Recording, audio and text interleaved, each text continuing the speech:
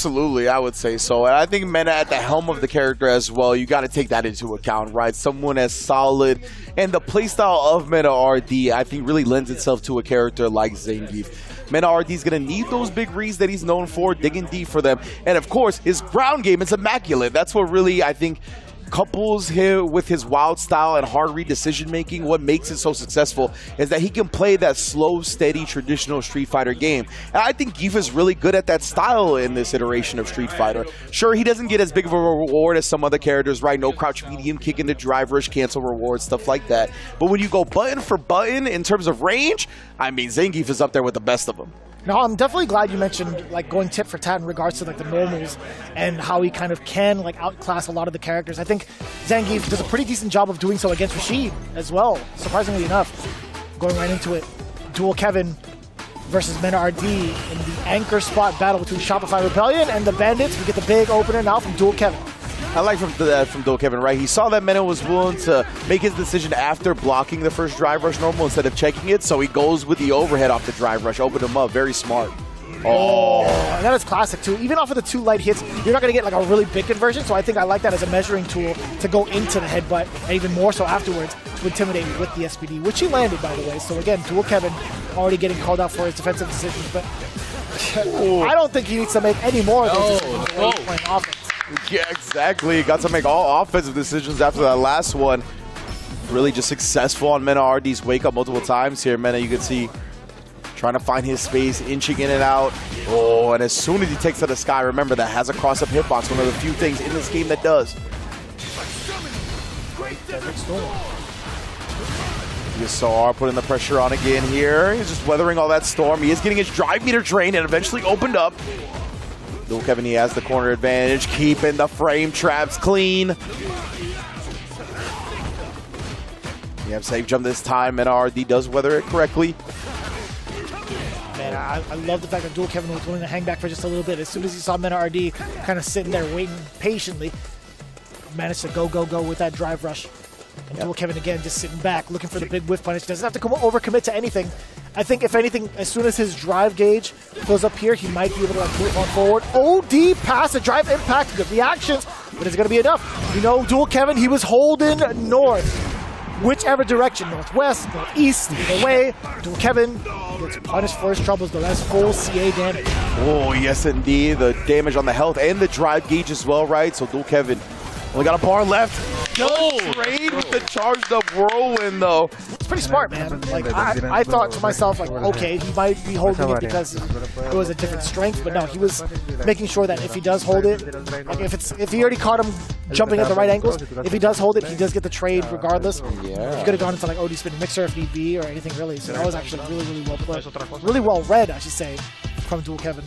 Absolutely, man. That whirlwind, using it to shut down, because as you mentioned, he could have gambled, let it go early, but why do that when you can really bait them into it, and all you need is the trade for the kill.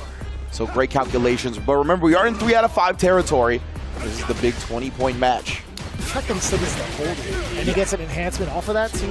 Yeah, exactly. He gets the air current, can do all type of enhanced stuff, whether it be jump, spin mixer, eagle spike, etc. Yeah, even like the grounded dash, or not the grounded dash, yeah. The command dash, that's the one.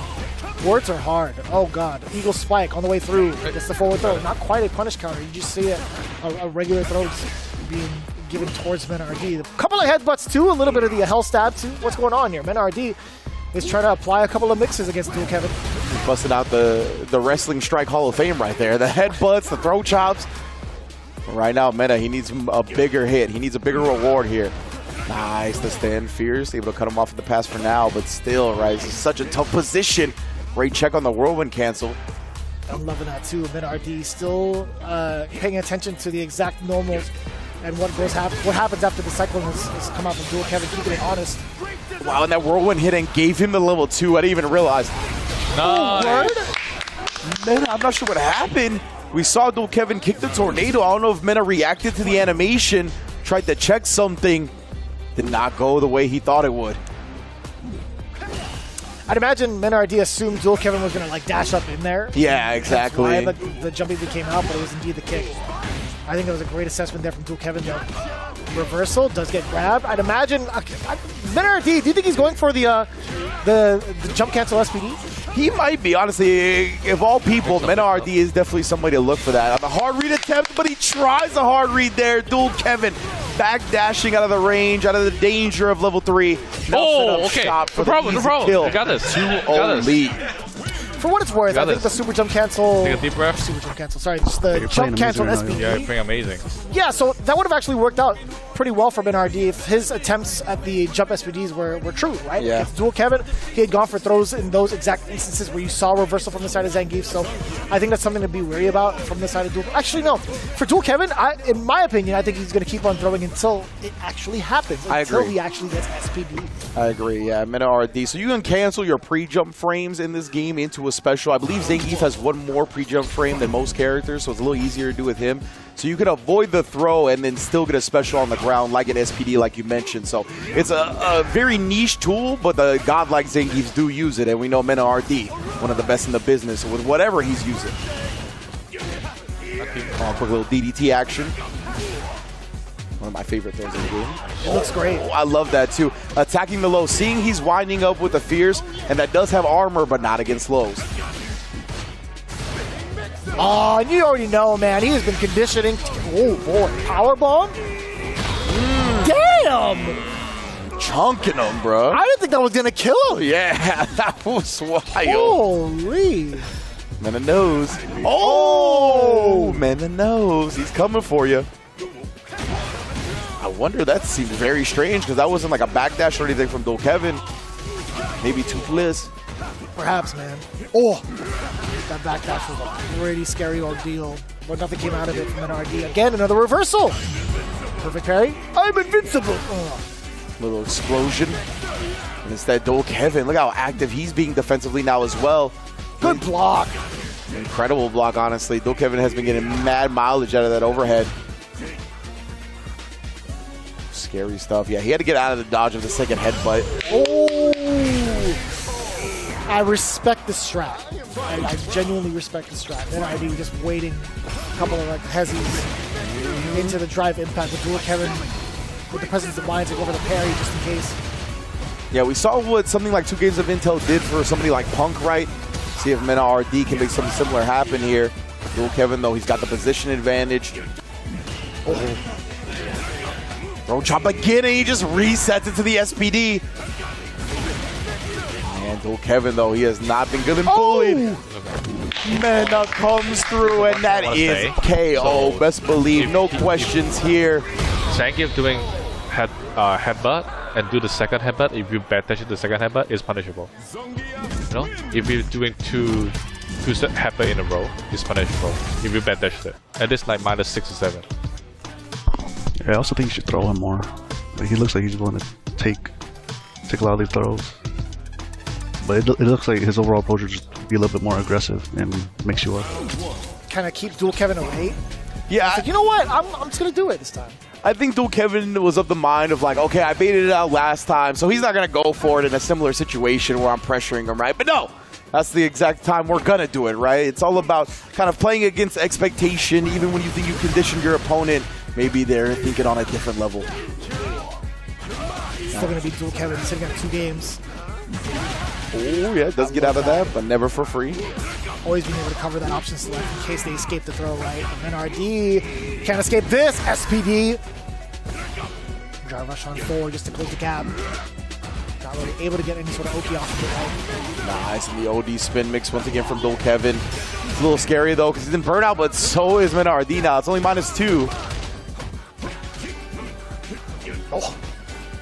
Swinging away with all the kills. Risking these jumps. He knows he has the health to take a couple, right? And all he needs is one jump in to connect for the win. So MetaRD, he keeps risking it. Dual Kevin, though, he's been on point. Caribbean Cyclone teched after. Both players back in the green. Wow. The enhanced OD spin mixer. All the way into the... Let's go. I can't believe it. I would have thought maybe by a pixel because he is a hefty boy. 1100. Yeah. Wow. That was going to be the case. What awareness from Dual Kevin right there. Knowing Rashid so well. That range on the OD enhanced spin mixer. Really good stuff, and obviously the reward he got after. immense to put himself on set point. Does get the whiff punish. Gets him an RD, allowing himself to at least move forward into the corner now. Drive rush short, crouching short. That's pretty much all the range he needed to get this full sequence. Yeah, that drive rush crouching short is a menace, man. Really good. Links into mediums on hit, frame traps on block, but oh my goodness, stomped his shoes out, scuffed the Air Forces. Oh my goodness, and he can't find the anti-airs right now. Mena RD running amok with the savagery. We got a level 3 combo. Dual Kevin still in burnout. This round's looking long for Mains. Have a level 2 on deck, but he's going to be in burnout for a bit. Yeah, if you're Dual Kevin right, oh, he does land the enhanced spin mixer though. This is huge. He's gonna use the level 2. I was gonna say before this combo, maybe you save it, but now he sees some signs of life. He gets his drive meter back as well during this. Oh my god! That's gonna be enough. It sure is. Mena RD fighting for dear life, by the way. Dual Kevin still looking at match point. 1 bar to his name, 1 super art to his name, I should say. Mena RD doing a great job of staying alive thus far and really checking out the neutral game. What's going to happen here between the two? Dual Kevin is trying to test the waters out with the roundhouse. You saw Mena RD rebuttal with the parry. Indeed, and then check in the sequence, but seems like a button got lost there. Not exactly the conversion he was looking for. Dual Kevin staying ready with the anti-airs. We've only seen him crack a couple of times on the jump-ins. Testing the waters again. Medium punches and now the fears, trying to absorb whatever it is that Dual Kevin's trying to do. But Dual Kevin's actually been very reluctant within the space to throw out the buttons. Yeah, Dual Kevin has been extremely patient on the ground here, but then he keeps testing him with these block strings and Mena RD passing with flying colors. Beautiful, perfect parry. We got the corner situation for Dual Kevin just like that. Couple of throws here, putting Mena on the back foot. My goodness, Mena actually went for a parry after he gets the punish on the drive reversal attempt. He's got level 3 on deck as well. Arabian Cyclone. Yes, indeed. Dual Kevin able to close it out up against Mena RD 3-1 and seal the victory for Shopify Rebellion. 30 points to their name, both with Knuckle Dew and Dual Kevin. Those are the main 2 that have been highlighted for the squad. That's exactly the ones that are going to be making it a 30-10 victory for Shopify Rebellion. I like that. I really do like that a lot. We prefaced it with the type of interview that Knuckle Dew was coming in with, the exact missions that Dual Kevin was assigned for, and going up against Mena RD, no easy feat, right? But who else better than Dual Kevin, having that experience because of Cream City Convergence, having that experience exactly within the same matchup as well with Zangief. I feel like he was the only one equipped for the job. Shopify clutching out the W over the reigning defending SFL World Champion Bandits.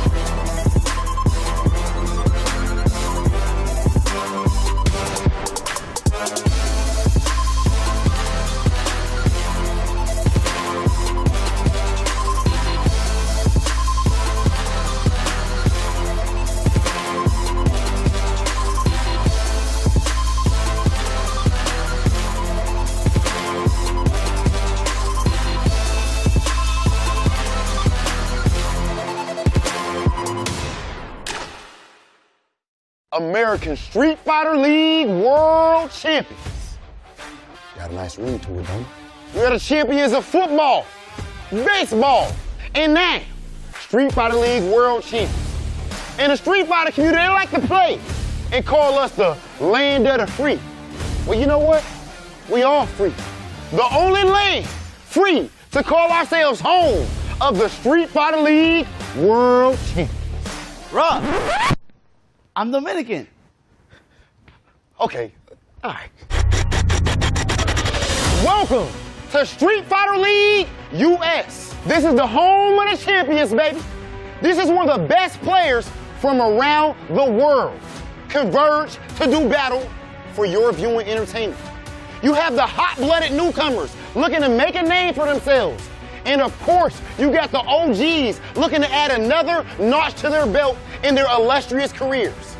6 teams have entered to battle, but only one is going to make it to that world stage. Ladies and gentlemen, it is time for Street Fighter League US.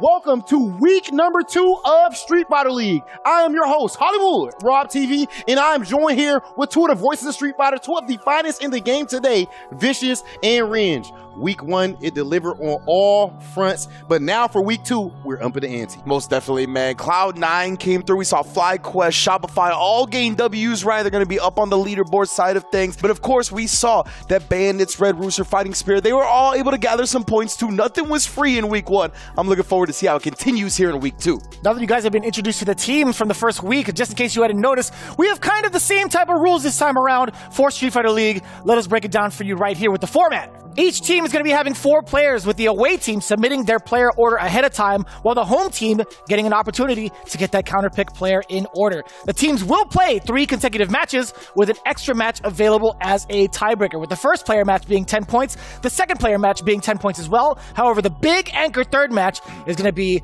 20 points. However, if it comes down to the tiebreaker, that extra player match will be 5 points. Now, the team with the most points at the end of the team battle obviously gets the W.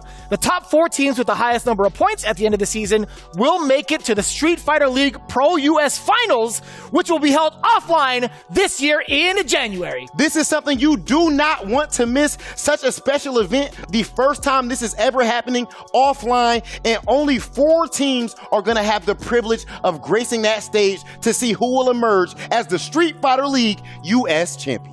And of course, not only is the qualifying spot at the Street Fighter League World Championship at Capcom Cup on the line, but the cashola is here as well. $75,000 on the line. First place taking home 60, second place taking home 15. And of course, this is all going to be battled for at that offline finals in January, where they're going to be playing live and in full effect. I can't wait for the tickets to go on sale. That said, week 1 was phenomenal. We know what's going on now. Let's look at our matches for week 2. As you can see, we have FlyQuest going head-to-head with Shopify Rebellion, and then we also have the returning champions, Bandits, fighting it out with Cloud9. And finally, we are going to have Fighting Spirit going head-to-head with Red Rooster, Fighting Spirit being a returning champion from a few years ago. You are here in the right place for the best Street Fighter action in the world.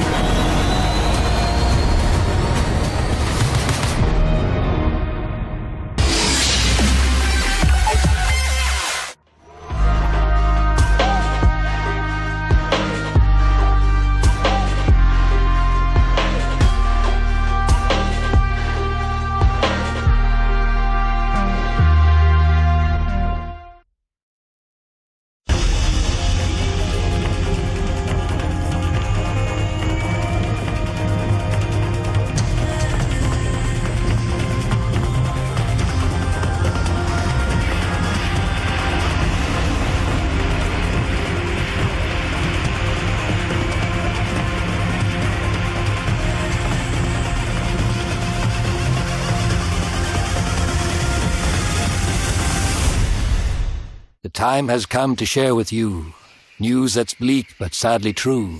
I'm talking of the fell black blight, a spreading darkness, endless nights. The environment's changing and the monster population's taken a nosedive. Blackgrass, rampaging monsters. What do you know of this corruption? This so-called black mist is actually the black blight. Then there'll most likely be a blighted monster nearby too. Looks like this whole village has been blighted! Do we know what the blight is or why it's eating away at the world? No. But we know that it attacked our home, and that it must be destroyed. The kinship stone commands the might to purify this foul black blight. And we're gonna stop the Black Blight!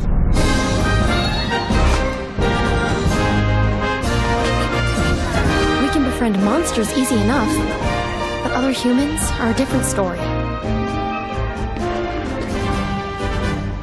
Hunters and riders. Like, they both respect and live with monsters. They're the same that way. I've been waiting my whole life for this. I want to help my friends. Everyone. But right now, evil is growing in power. And soon, this whole world shall be devoured. Yeah, we got claws for concern. Wrath is blighted. You can use it to stop the blight. But I'm curious about this kinship with monsters stuff. So I was hoping you could show everyone what it means to be a rider.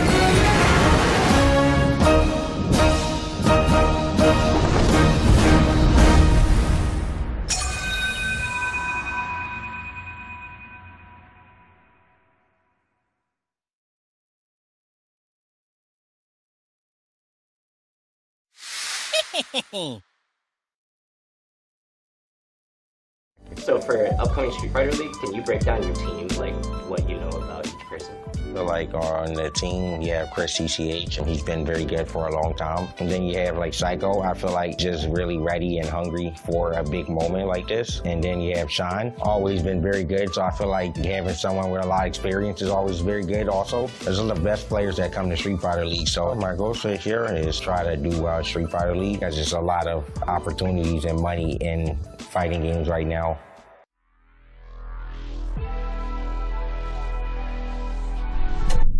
And once again, we're back at it with Street Fighter League. You guys already know week 2 in the building, and we got a banger to start the set. It's going to be Shopify Rebellion up against FlyQuest, and I can't wait to get it started, Vicious. Looking at the matchup at hand, right? Shopify Rebellion, they are going to be in the away spot, so they have to get themselves locked in with the character selection as well as the player order. Looking at it right now, Hot Dog is up to bat first with the Bison, Safe with Ken, then Knuckle Dew with Guile. Actually, a really, really tough one to call. Looking at the current roster, right, as well with FlyQuest, we got Punk, ChrisCCH, Psycho, and Shine.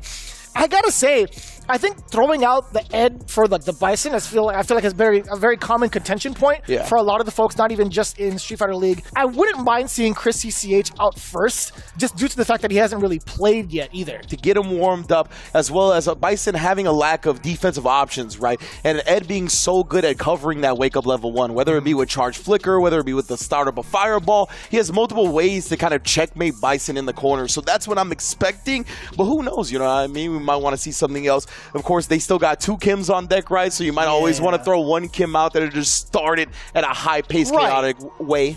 And I'm glad that you mentioned that too, because I want to throw somebody else out there for someone like Safe, right? With the way that he's been playing thus far, for what we know him for playing, and like his current play style of playing kind of crazy. I would love to throw Crazy against Crazy. I want to see Psycho versus Safe. Okay, I like that a lot. In terms of the gameplay, not even just the names, right? Yeah, 100%. Good point, yeah. I want to see that happen. So that would be my second pick, to be honest with you. But against Dang, Knuckle Dang, I have no idea, Rynge. Yeah, that's the thing, right? Is that since they have such a strong anchor, Knuckle Dew, one of the greatest players of all time in Street Fighter, it's tough. You want to save Punk for that. I kind of would have liked Punk versus Safe, just because I think he's the best at containing some of the chaos. But then, that leaves you kind of empty-handed a little bit for Knuckle Dew, right? Do you want to save ChrisCCH for that then? It's tough. And then we put Psycho, as you said, going up against the first one? I'm not sure. Either way, Hot Dog is going to present a big problem nonetheless.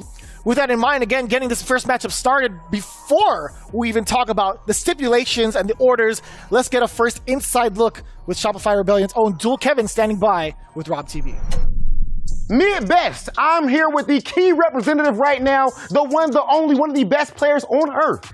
Dual Kevin. What's up with you, bro? I'm doing well. How about yourself? I mean, I'm doing awesome. I'm not gonna lie, because I got a little bit of 1% bias, perhaps, when I watch you play. I see you go up against my man's Mena RD. First and foremost, I want to ask you this. NuckleDu, let it be known that this season of Street Fighter League, he is extremely confident because he has a clear, solid number 2 who can win in clutch situations. Do you feel like you proved that in your match with Mena in week 1? Yeah, leading up to it, I did a lot of studying, probably the most studying I've done on a specific player, and you have to someone as skilled as Mena, right? But I feel like it showed. Like, the game plan was solid, it was there, and it turned out well. We got the dub for it. There comes a point in your career, not for everybody, but for somebody like yourself, where eventually it transitions from you're just happy to be there to, okay, maybe I can actually do something, to, you know what? These are my peers. I am one of the elite players in the world. Do you believe you've gotten to that point? Is Dual Kevin somebody that we need to start thinking about in the same manner of a NuckleDu and players like that? That's up to y'all. To me, I feel like that's how it is when we're players, right? Like, we could have some of the biggest wins, then next week you kind of just get wrecked. Yeah. And you just take every loss to get back stronger, right? But you may think you're the worst player from those losses, which realistically isn't the case. I'm gonna just want to keep improving no matter what the result is. And whether I'm as good as some of these other players like a Punk, Mena do, that's up to y'all to decide. That's fire, that's smooth, I like that energy. The smooth, the suave, and the Mena-slaying Dual Kevin. Interesting to hear Dual Kevin talk about that, right? I'm a big fan of studying myself. You obviously know that. We're always in the books, studying the ins and outs of all the gameplay. So the fact that Dual Kevin has felt the need to step up, right? Step that part of his game up because Mena is that damn good that he had to take some time to study the specific player habits of him. And hey, it paid off. Got his team the W in week 1. And obviously, that type of discipline is going to carry forward to every single match he plays. That's exactly it, right? Once you have the understanding of where you need to break down a player, especially someone like Mena, and you see the success of that, no doubt in my mind he's going to continue that formula and also kind of bring it along with his teammates and be like, oh, well, this is what I kind of noticed going into your matchups just in case. So not only is he kind of bringing that role as the point earner, but he's also one of the main facilitators in breaking down some of the matchups, which is exactly what NuckleDu was looking for, which is exactly why we have all speculated that Shopify Rebellion might be that team this season. But one of the toughest players to break down, in my opinion, I think that's why he's put his name and moniker as this, is Psycho of FlyQuest. So let's get an interview with RobTV and Psycho and see his thoughts going into week 2. He is back all the way from season 1. It's been a minute. My brother from Florida, Psycho. What's going on, bro? What up, Killer? How you doing? Listen, I ain't gonna lie. First and foremost, speaking of Killer, it's pretty brave of you to be a man from Florida and named Psycho. the double whammy. Yeah, that's a double whammy right there, brother. I ain't gonna lie. Now, as far as this world of Street Fighter, you are finally back. It's been a while. Do you consider yourself to be in the same breath of the players that we consider elite? So I would say I'm right under there. I think there's a few elements of patience and decision making that I need to brush up on, but I line up with them any day of the week. They know it's a long day and they know it's possible that I'll beat them because I have. This is facts. Okay, so and then I gotta ask you this from a standpoint of your desire, right? Are you satisfied with there being another tier of players? As somebody who was, I was competitor as well. I know what it's like. Are you satisfied, or do you have something to prove? Are you trying to be in that exact same tier? Yeah, definitely. I started in Street Fighter 4 about 14 years ago. So being the best is everything that I strive for, and it's been like that since day one. I go to Punk's house every single day after work, or at least 5 times out of the week, and we just practice every day. If it ain't playing, it's theory fighting, but I want this. And clearly your play has been showing that. You are the first, I want to say you're the first time that we've actually seen Kimberly. Kimberly's not a character we see a whole lot of because it's so difficult to make her work at the highest level, and you are the best at doing that. How have you been able to achieve this? Just grinding with Punk every day. If you ain't playing the best footsies, the best neutral, making the best decisions with that dude, you're just gonna get smashed all day. So I think a lot of the Kimberlys have a lot of work to do in the neutral department. But once they get that squared away, I think a lot of more Kimberlys are going to do a lot of work because the character is she's ridiculous. Okay, and I want to ask specifically about your team in general. Do you believe that you have a strong chance of representing Street Fighter League US at the end of all of this? You got the Alpha. Yeah. Alpha. Come on, man. The Evo champ. Come on, man. And they got Psycho. Come on, man. Talk like that. Come on, man. Listen, enough said. Too many words ain't even needed. What they say, what's understood? It ain't gotta be explained. Come on. Right. Psycho is back, and it is trouble for his opponents. Good luck to you for the rest of the season, bro. Appreciate you, bro. I'm loving that coming back from Psycho with his reintroduction into the league, right? The first time we ever saw him was back in Street Fighter V, having a little bit of like a shaky stat line behind him, but otherwise still proving himself even in the realm of Street Fighter 6. And I gotta say, I will say that there was a lot of like speculation going into it, but I personally have loved his overall growth as not only a player, but also a Kimberly main, a character that's pretty much overlooked in every aspect of the world of Street Fighter 6. I think him bringing this to the table is what really sets him apart from a lot of the players, and I'm glad that he mentioned that he was going into becoming a Tier 1 player, because that's exactly what he's here to prove. He might be able to do so with this character. So let's take a look into it. Game number 1 between FlyQuest and Shopify Rebellion, the two teams that have got their W's now facing off against each other in week number 2. It's Psycho versus the 29th Hot Dog. And they're bringing up Psycho as well, right? That's who they chose to go up against Hot Dog here in the very first game. And as you mentioned, right, this is Psycho's chance. This is a big opportunity to raise yourself not only in your own eyes, but in the eyes of everybody else to a Tier 1 status. So I'm looking forward to seeing him come out hot, already starting the aggression against Hot Dog. But Hot Dog in his own right, he's really good at balancing that kind of aggressive tempo. But man, Psycho once again already in the corner. Pretty much going right out the gate pretty aggressively. Then the whiff punish right after that. Hot Dog making the huge mistakes back to back thus far against Psycho. We're seeing shades of Punk, really. 100%, man. Just right every time on Oki, but no! Ended up throwing a little bit too quickly right there off the drive rush cancel. Result in a whiff. And wow, what a Psycho Crusher anti-air. Hot Dog already having the charge ready. Couple of throws as well. We're evening up the life deficit until that happens. Oh, yeah. Level 1 here, still alive. Not quite yet. Hot Dog going down in the first round. And I like that, making sure to use the rest of that meter. Well, not meter, I should say, but at least using one of the spray cans to inflict extra damage. That choice opening up a lot of possibilities for Kim mains nowadays. And you see exactly that exact example being shown for the level 1. But Psycho again now taking a little bit of a step back on offense. Hot Dog being able to dance off first. Beat it again, the plus frames that time. Psycho trying to take a third a little bit too early. Hot Dog gonna make him pay dearly. Attacking not only the life bar, but that drive gauge gonna be left very low, or yes, very low indeed, a pixel away. Just takes the rest of it with the scissor kick. No bet from Psycho right there. Yeah, that's good. Man, yeah, it's honestly best to just hold the meter for the next round. You're not losing the match off that, and it was going to be an unlikely comeback even if you do reversal super that DI.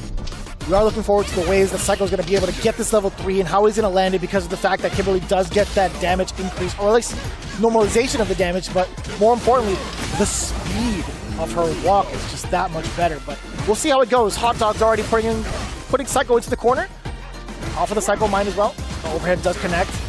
And that's tough too. He bullied his drive bar down to below 3, but man, Psycho, as soon as he gets that first clean hit, right, going into that level 3, installing the buff as you mentioned, and getting a bunch of drive meter back, putting Hot Dog in the amber as well.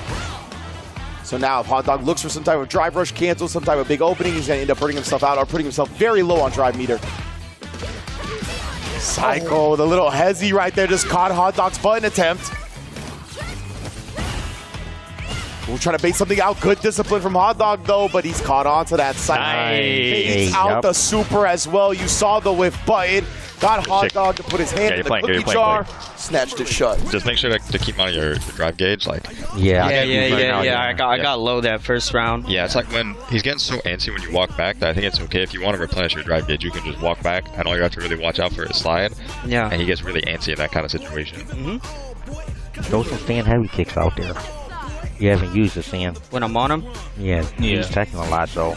Yeah, he's going for like so many strings as well. I think it's good to just stay diligent on defense and just take the throw for the most part. We've only seen like a single layer thus far coming in. So Hot Dog being frustrated this early might be a big tell for Psycho to take advantage of. Trying to find some answers here because Psycho presented so many unsolvable problems in that game 1. Yeah, you don't really have that kind of practice too, like even within the Street Fighter League camp. Exactly. You can't prep for Kim unless it's just one of these guys, right? Yeah, 100%. Now Psycho already starting off well, right? Getting back in his face with a run. He can tell that Hot Dog is already being timid, and look at how aware he is of the spacing. Beautiful counter poke right there. We're already starting the game. He does hold the parry to absorb the can for now. That's going to give Psycho some intel. We might see a throw sneaking in sooner than later. What a time to neutral jump. Again, that's one of the big weaknesses. Perfect. Yeah, we're spending the rest of that bar for the corner carry. Nope, don't press a button. Don't you do it, brother. You think maybe a throw would have worked? I think it would have, yeah. Yup. There we go. I told you. Back dash, heavy kick cover a lot of those options. He's playing great, bro. He's trying to parry. Yeah, he wants to challenge every time. Knows the cans out there. He's a smart player, right? He knows Psycho is baiting him into something. This guy Psycho is a nut. Oh, man, that was a reach right there. That was a lesson that could have been taught. Nice. Wow, interrupting the target combo? Now this is destruction in the half. 50-cent style. Let's do it again. Before I self-destruct. Before I self-destruct, Psycho. Good job, bro. That set in absolute good job. fashion. 2-0 over Hot Dog. A lot of domination. A lot of domination. Good job. Good job. I was not worried. Let him know, I'm the man. best. This guy said it. Psycho, he's proved it on his own streams. His credentials are strong. He's back in Street Fighter League for that reason. And man, there was a lot of, again, I said shades of Punk a little bit earlier on, but now this is like full on Psycho. I think he's taking full control of how he wants to play. He's really like adapted to the type of character he wants to play and really has embraced it thoroughly. I'm loving that. A big transition up from week 1 into week 2. A very dominating win against the 29th Hot Dog. Absolutely, and that's the danger of somebody like Psycho, right? When you have that balance of going wild, getting high tempo, high paced action, making hard reads. When you train with somebody like Punk day in and day out, you're going to be forced to improve your ground game or die trying, right? So when you have that balance like Psycho, you can add that aspect into it. It makes some of the most dangerous players around. That's what we saw here. So good stuff to Psycho, able to give his team a lead early on. All right, so next up, Save stepping up to the plate for Shopify Rebellion, and FlyQuest has chosen to send ChrisCCH up. So, we mentioned that Punk might have been a nomination for this. They probably wanted to save him for Anchor. But I do like Chris just as another way to kind of contain the chaos that is Safe, right? So Chris is going to be able to make Ken, I think, hesitate at a lot of ranges because of that ability to hold flicker. You can cancel in a kill rush if they try to commit to a jump or something to dodge it. Same thing with Charge Fierce. This ability to cancel out of these moves that force movement out of the opponent is huge for Ed, in my opinion. And funny enough, I think Ed plays just fine with his back towards the wall. If he has a level 2, he has like a full screen level 2 to work with. Sure, he's not going to be building up as much bar from the decent combos anymore due to the nerf, but it's still a decent amount of damage also into an OP setup. So we'll see how it goes. Safe right now does get the big opener against ChrisCCH, but ChrisCCH has been doing a lot of great work from the mid-range space. And I will say, he still gets plenty of bar on the desync too. Sure, it's not as much as it was before, but it's nice still, trust me. That is true. It's like a bar and a half. Yeah. At least, like halfway point to getting level 2. 100%. It feels like 80% of what it was, so it's not like it's completely gone or irrelevant. You're still going to see plenty of DC combos for that exact reason, but right now, Safe already in there, already at the corner. This is what they wanted to prevent, sending ChrisCCH up. Already in the corner, he's going to bust out. He's just taking throws right now. How many you going to take, fam? Oh, he even tried to parry, thinking Safe was going to switch it up, but he pays for it hard. Funny enough, Safe and I were talking about this with Brutus. There's so many situations where throw loops just happen to happen more often than not. At that point, you just let go and let God. You just have to let the moment happen. And Safe is like, you know what? For the sake of the memes, I will continuously throw somebody in the corner until they break it. 100%, man. Why put that pressure on yourself, that mental taxation? Make the opponent deal with it. Put the onus on them. Right there, though, what a press back from Chris. When they got the level 2 loaded, you got to always look out for that crouch light kick into the desync combos, but he didn't actually get the desync off. OD uppercut.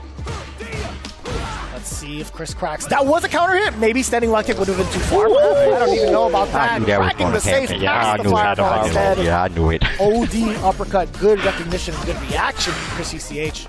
That was incredible stuff right there from Chris. Straight ODDPing through the fireball. What in the world? The jab and you just sent the drive rush you knew it was going to hit? OD, that's still Safe. Oh, I like that. Every time Safe has busted out the jet ride, Chris has challenged him, and the desync is there this time, as you can see. Oh, tried to drag him to the corner. Not quite the full desync. Didn't get the maximum damage that he would want, nor the amount of meter built. We'll definitely take that against the Dragon Master though. Yeah, man. Oh, wow, the OD fireball, he sent it. Chris didn't get the flicker off in time. And with the OD version, it might have bypassed the flicker entirely anyway. Oh. Hella damage now in Burnout 2. 1 bar to his game. ChrisCCH only has one option for defense. It could be the level 1. Save is going to be looking out for it. see. Oh, Killer's forward into the waiting arms. Oh, wow, it's safe. Try to get aggressive. Chris waking up with a crouch medium punch. Sent it. We are slugging right now. Oh, the overhead. He can just chip. I thought I'd get it back. Safe. That was Did you see how much bar was left over for Chris to build back his drive gauge? Barely in, at bro. a pixel. Oh, Safe, my. if he was just a little, like a millisecond off time, that wouldn't have happened. Nonetheless, though, what an assassin from Safe right there, recognizing the fact that Chris was a pixel away from recovering, gets the overhead in to put him into chip range in the first place, and goes with the OD Jinrai. A very fast, very heavy chip option. Oh, trying to pump back here, yeah. See the step kick as well, a little bit too close, and Chris is not letting these free block strings happen. He's been challenging those Jinrais left and right. Whoa! How often do you get to see that limb get checked like that? Standing light punch, still converting into low medium kick within range? Insane.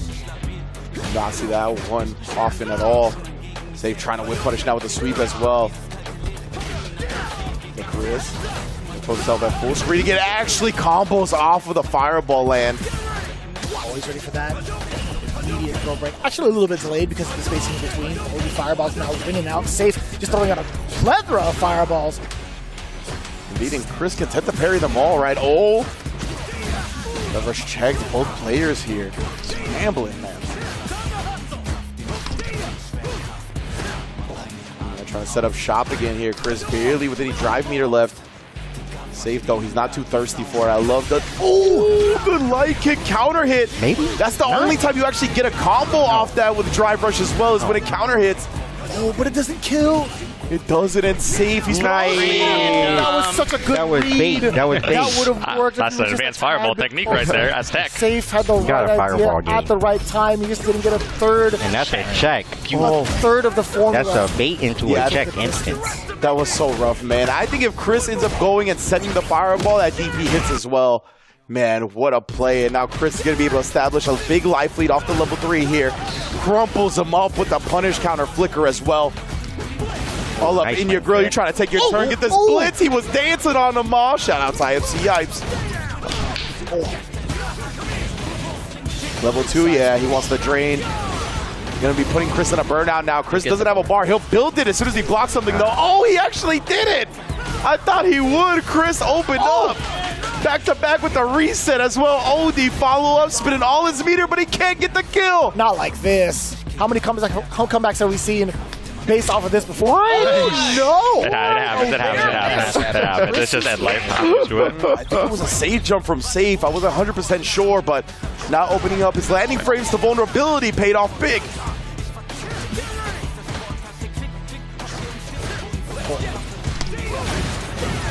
Good call out too with the OD uppercut.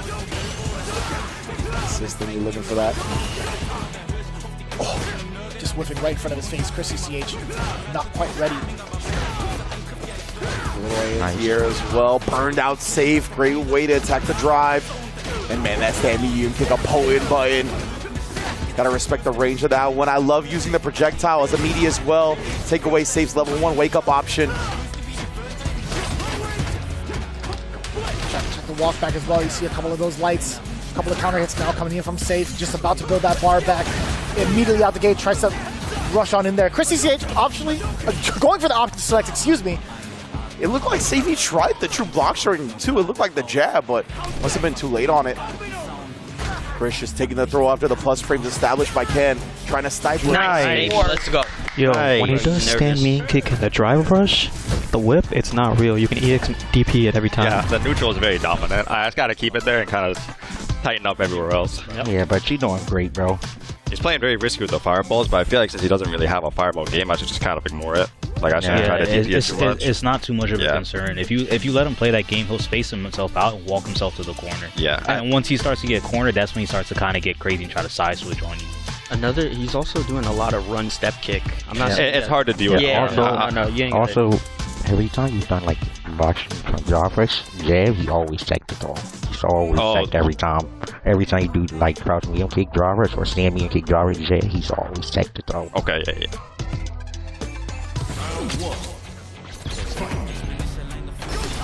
Oh my, but look at Safe, Jesus. man. Again, the 99-second start with the drive rush crouch medium kick. Immediately tried to go over the media overhead as well. ChrisCCH with the tendencies, or at least the good presence of mind to get his stand block on against someone like Safe. Ooh. Oh no, brother, you're reaching. Lessons are being learned. OD uppercut, get off of me. Just a little bit of drive gauge left in the tank. Safe is looking to spend it. Indeed, he's trying to hold on to that little bit of drive gauge. Crouch light kick, counter poke, ChrisCCH, counter poke monster with the ed. But speaking of which, Safe gets his own off. Staying alive. Oh, but you show the man a fireball. No. He's going to tell you to slow down with the yellow DP. What a counter poke. Tell you, man, that crouch medium punch, so good for that. Has been since launched the hezzy jab. Blowing up Chris's defensive choice, but speaking of which, finds the right one this time. Quick little side switch combo. Leads into the safe jump as well. You saw the attempt at the perfect parry coming in from Safe, just a little bit off the timing to more so in control of ChrisCCH's actions. But now Safe looking at the life lead. That bumper has been a huge error. Safe is going to take full advantage of that. Doesn't need to spend really any bar. Just take him to the corner. 2 bars to Chris's name. Oh, that's still going to be so dangerous. Safe just knocking it nice and easy after the crouch jab. Just tantalizing with the possible tick throw, excuse me. We got a final round here between ChrisCCH and Safe. Quick little check on the drive rush, baits out the level 1 as well. Big punish counter starter. Chris always optimal when he gets situations like this. No, sir! Safe trying to go back to the well. It came up dry once. Still finding no H2O, but neither is Chris. Nice. My bad. Nice. Interrupt on the Jinrai yet again. We saw that's how Chris started the set. Safe went away from him a bit. Thought Chris might have forgot and shut it down for the win. FlyQuest now back-to-back victories here. They're going to be in a prime spot, having the 20-point lead going into that 3 out of 5 set. This is going to be kind of tough, man. Du is locked into Guile for the first game. Yes. There is a possibility that if he loses, he does have access to the Camby. However, I think locking in Punk for the mirror match potentially is going to be just fine, but also just eliminating Guile off the rip makes a lot of sense. I did hear Punk speak about this during the break, that him versus Du lately in the Camby mirror has been heavily Knuckle Du favored. So as you said, it's going to be Guile to start. He might take a L there, but if we get to the Camby, I'm interested in seeing how it all plays out. Punk being in the anchor seat, it makes a lot of sense. Yeah, as we said, going to start off with the Guile, right? Obviously, Punk's main, the Evo winning character, Camby White. Man, the amount of people that I've been able to talk to after that event, the amount of people that are like, man, I didn't think Camby was that good. Like, more from the casual audience. They're like, this is funny, though, because, like, I understand, like, where they're coming from. They won't have, like, as much experience. Sure. But the follow-up statement to that was like, dang, I guess I'm just a scrub then if I'm not getting these W's. I'm like, huh, that's not where I thought that statement was going. It's so true, though. Like, I think Cammy is an extremely strong character for sure, but to make her work at a competitive level or against people of similar skill level to you, you have to be super on point and have great Street Fighter fundamentals, as we see Punk already baiting out the first flash kick from Du. Oh, my goodness, the whiff punishes. Punk has celebrated that sweep as a huge whiff punish tool for Cammy since the launch as well. Always got to be looking out for that. Gives him the hard knockdown, gives him the Oki that he's looking for. Spin knuckle nerf. It's all good, brother. What nerf? Exactly. Oh, tries to bait it out at least. Oh, that was mad far! Indeed it was. All back-to-back with the throws, just like that. Yeah, I think he just wants to switch to Cammy. He's just done already. And already to like a very impressive call out against Double T as well. Oh, that is huge. Attempted sweep, and yeah, it's going to be a free punish for Punk here. Oh, but Do not afraid to let it rip once more. How many times have you and I both like watched this exact instance of like a grand final spot between like a can opener, a TNS, etc.? Nice. This is absolutely the United States special right here when it comes to grand finals of our weeklies. The only difference is right now, Punk can't fly over to Knuckle Du's stream and see his reactions. Yeah, he could do that. Yeah, exactly. That's what I was gonna go. You can do that. You can't do that. You can do that. You can't do that. You can't Knuckle do that. Right now, again, that round ending. Oh, so smart on the sequence. That's going to be the fastest character select you've ever seen. One of the best round ending tools in the game. Oh, I forgot he goes to main menu. I completely forgot he's that kind of guy. I hope this stays afterwards, but did you see the fact that Punk unlocked the title Meow? Oh, okay. The Meow. I love that. I love being able to unlock the titles in between. Yeah, 2 of them. Sorry, you do the better, Cammy. It's just a weird matchup. There's a literal cat, guys. Relax. Yeah, no, literally there's a cat during Cammy's character select. So Punk forcing the change from NuckleDu, it's exactly what we're anticipating, right? So this goes on to kind of like see if this goes beyond like the mirror match on paper, right? Which is going to be, right? Exactly. NuckleDu has to do something a little bit unorthodox to catch Punk off guard. Yeah, and from all intents and purposes, what we know, as of recently, NuckleDu has come out on top in this mirror match. So that's why you saw he was locked into the guy for the first game, but he quickly switches, and it's been proven to be successful against Punk lately. Let's see, though, on the stage of Street Fighter League. Oh, that dive kick was on a Mel card, fam. Missing in action. Man, you talk about that sword normal, what a great poke to just immediately after the sweep, nonetheless. And still, being within range to get a counter hit, it's nasty. Yeah, it's one of the best buttons in the game. Oh, tried the wake-up dive kick, got crouch heavy punched for it. My goodness, NuckleDu. Dude, the roundhouse that followed suit afterwards, that was a lot of damage. Yeah. Uh-oh! No, and that's the thing, right? Cammy always has these weird jump angles to where if she doesn't dive kick, the DPs miss a lot of the time. Oh, and the beauty of setting your opponent up to poke back only to have a dive kick punish counter. That's the name of the game for Punk. Look at that. Oh, he had his head bobbing as well. He's like, yeah, if he starts feeling himself, that's a whole different demeanor that you have to face off against. It's not only just Cammy, but you're facing like the attitude of Punk right now. Indeed, he got a lot of confidence. From that way the round ended in round 1 of game 2, he got so much confidence from that. You could tell he's rolling with huge momentum here. Trying to go up 2-0 on NuckleDu. Oh, and then open him. You're good. I was going to be cool. I was going to be cool. It's okay. Yeah, you're actually fine. Yeah, that was a bad decision. Show him the no burnout. I ain't got no bar. Nah, you're fine, though. So he should get his drive meter back. He's quite not in chip territory yet, but it could get there pretty quick. But instead, Punk showing no fear to the dive kick, even in burnout. Oh, wait, do you have to do light drill there? I thought you did medium drill there anyways. I did DP. Oh, yeah. It's always medium or heavy. I did. I wanted light drill. I second guessed myself. I didn't know what I wanted to do. Your finger didn't move fast enough? Yeah. My brain and fingers didn't It's okay. process. That was a better idea because when you lose a round like that as a dude, you're actually just so demoralized now. It's like you go from such a low to a high and then right back to a low. Like, it's just tough. I feel like you're just so much better on the ground that if you like focus on the ground and don't try to anti-air everything, I feel like you'll just be so dominant there. Dude's not. He doesn't play in high pressure situations. He doesn't play as risky. Oh, he's done. And that style will give you more trouble when y'all playing like online and stuff. But he's not really gonna do it at the golf. Let's go, baby. Let's go, baby. Go. In this situation, you saw how much confidence Punk gained in that last game. How on point he looked. He was going back to the tried and true, man. He had to change outfits completely. Straight up. Had to give him the shabuzi, man. The double shot of whiskey outfit now, dude. I call it the Hangman Page outfit, but it's really the same vibes. It's all country star-esque. I want to say that's like Triple H visiting Nashville. Yeah, 100%. He's got the Triple H vibes too. You already know. We're getting into this game. Punk, oh no, reaching a little bit too far away. It's gonna allow NuckleDu to burn him out in the process. But look at the confidence. Punk, he'll happily eat that to be out of the corner now. Yeah, dude, not committing to anything after that drive rush. Baits out the super. My goodness, bro, the bread basket got kicked to shreds. Damn, he brought the whole bakery. Legitimately. Couple of booms, start things off as well. Kind of test the reactions. Punk fighting an opening with the best normal that we could ever think of. Yeah, exactly, always. Damn! Oh! This man knows he's been in a situation where he's forced knocked down the dive kick before, but a little bit outside the calculations there. Oh, just put the meaty on him right there. You saw how much meat that stand medium punch had. Damn. Do back to the mid-range. Oh my God. Yeah, he didn't have charge at that point. He had walked up, and not confident and combating the air game with a normal.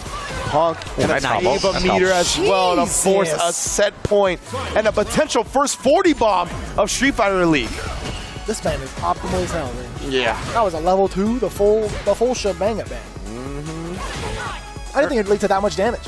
Me neither. And look at that, knew exactly when the Sonic Boom was coming. Remember, we talked about Shopify Rebellion has one of the strongest rosters on paper in this division. Nonetheless, they might get shut out right now. It's kind of tough. Punk in definitely a situation to close it out, especially with a level 2. He just has to drive gauge to him, but now the solid puncher being installed from NuckleDu. His sole purpose is to get Punk into burnout and force the awkward situations.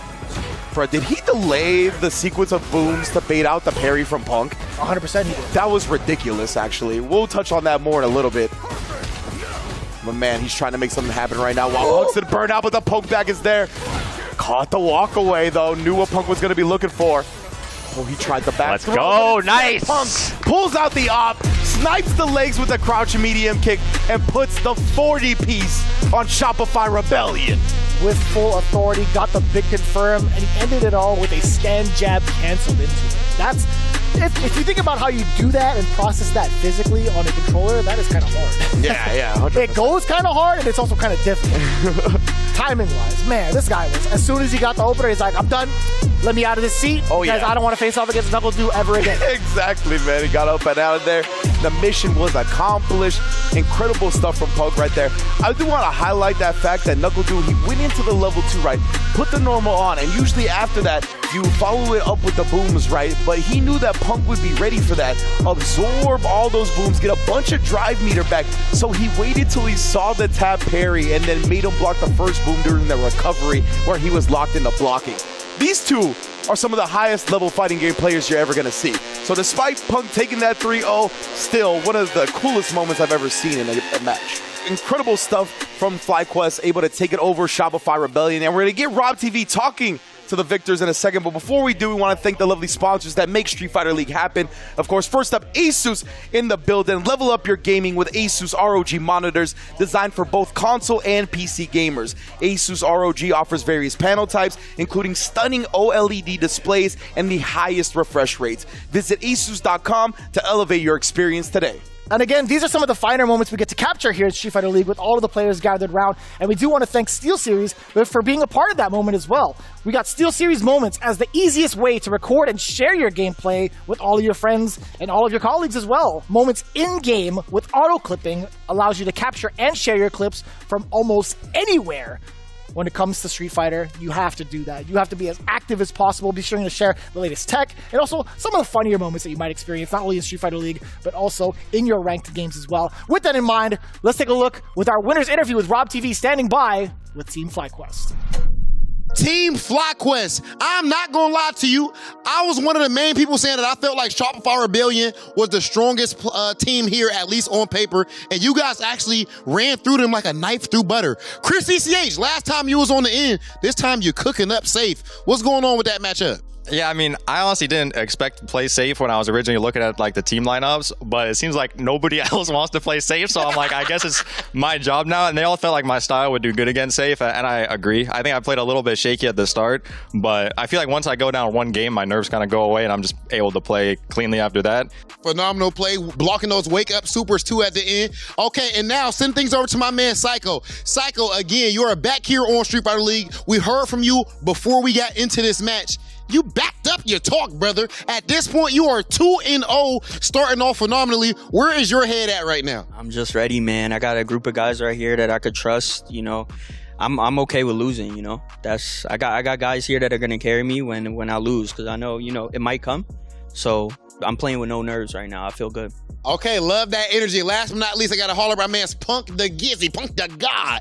You go up against NuckleDu in that clutch spot. And that clutch spot where you're always at. And of course, I can't say of course, I didn't see it coming. I know it was going to be like this. 3-0 over NuckleDu. What's up with that? Did you expect it to be that clean? Not really. I haven't really been practicing Camry much. I've just been playing a lot of Terry because he's very fun.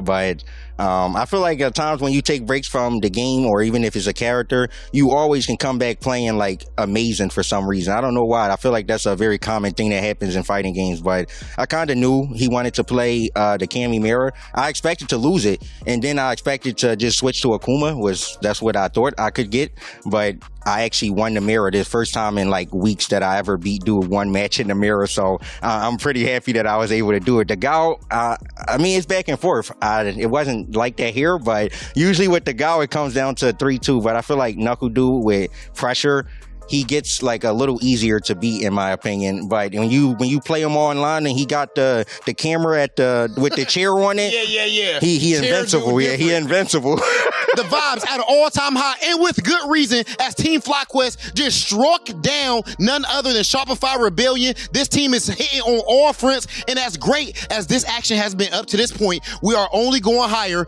after this break.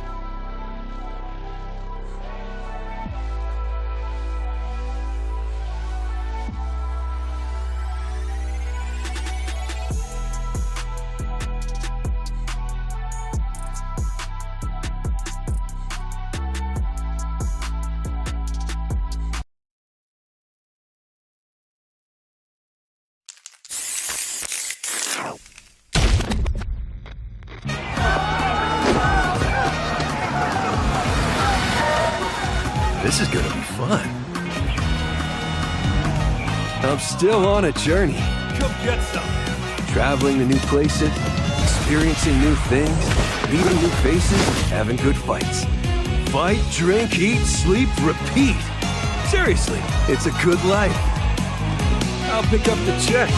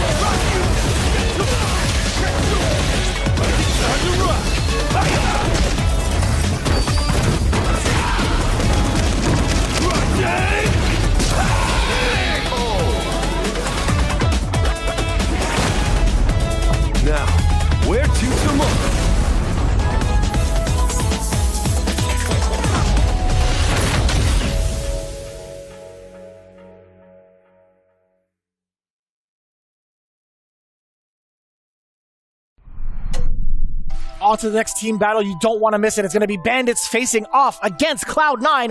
Now, Bandits, a little bit of a rocky start. I mean, only being week 1 after all. Then week 2, though, it's going to be a very interesting bout seeing the newly reformed team. Actually, I can't even say newly reformed. These guys are truly the new kids on the block. Yeah. Cloud9 with a reintroduction of JB with all of the new cats. Now, with the away order, it's going to be JB, Boost, and Noah. That is going to be Rashid, Ken, and Luke. Rynge, talk to me a little bit about what you think the counterplay is going to be like for the Bandits camp. That's what I'm trying to think of right now, right? JB going to be starting it off with the Rashid, obviously one of their strongest players as well, the captain of the squad.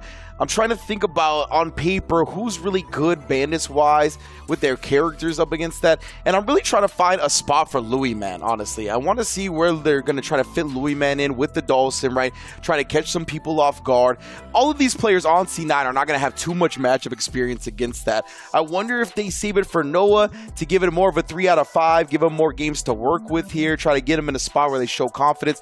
Against JB to start it off, I wouldn't be mad at Mena, man. Like, go captain for captain, you feel me? Yeah, and I think he's had a lot of experience too in the Rashid matchup, just based off of what we had seen historically from Cream City, and also week number 1 facing off against Dual Kevin. Sure, it might not have been the win that he was looking for, but at least he does have the matchup knowledge really much so under his belt, and he's facing off against a character that a player that he's already kind of like used to. Well, yeah. It really does depend, right? How often have we seen JB face off against the meta?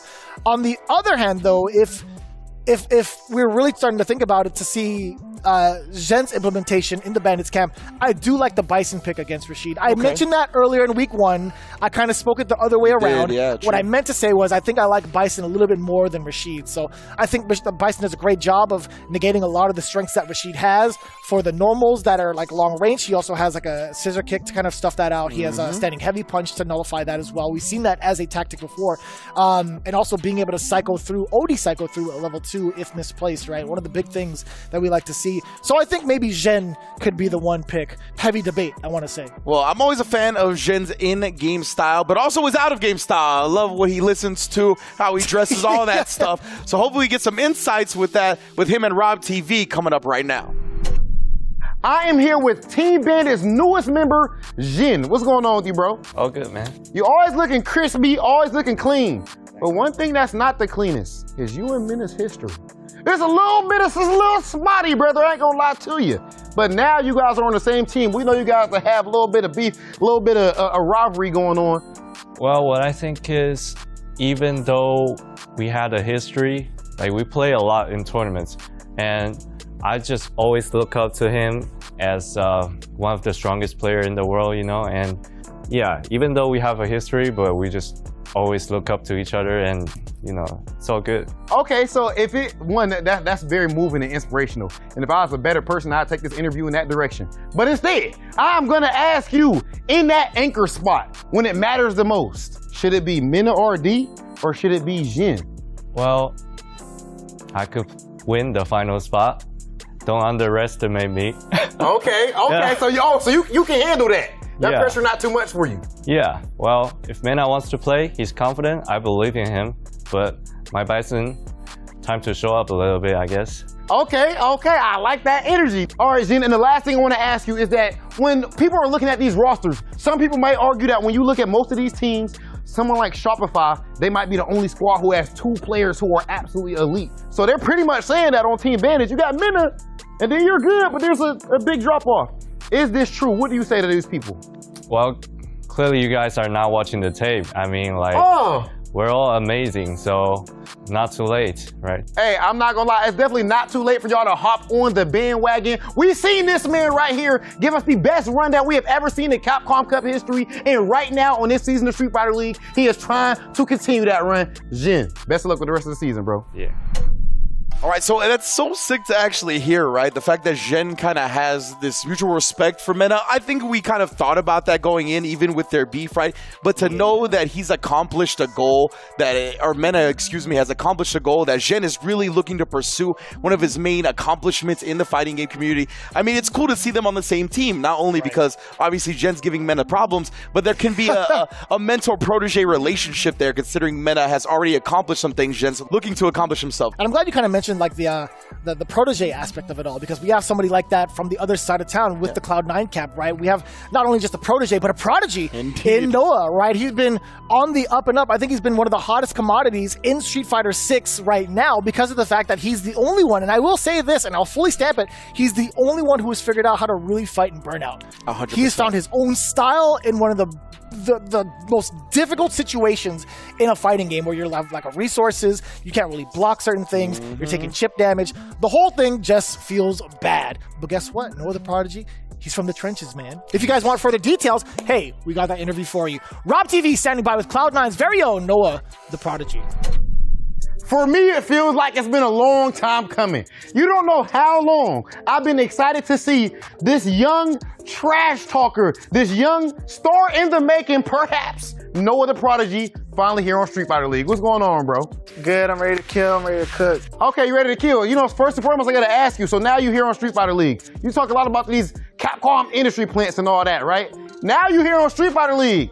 Are you an industry plant? No, because everything I've got, I've worked for it. I don't kiss anyone's butt. I'm not buddy-buddy to get to a Street Fighter League team.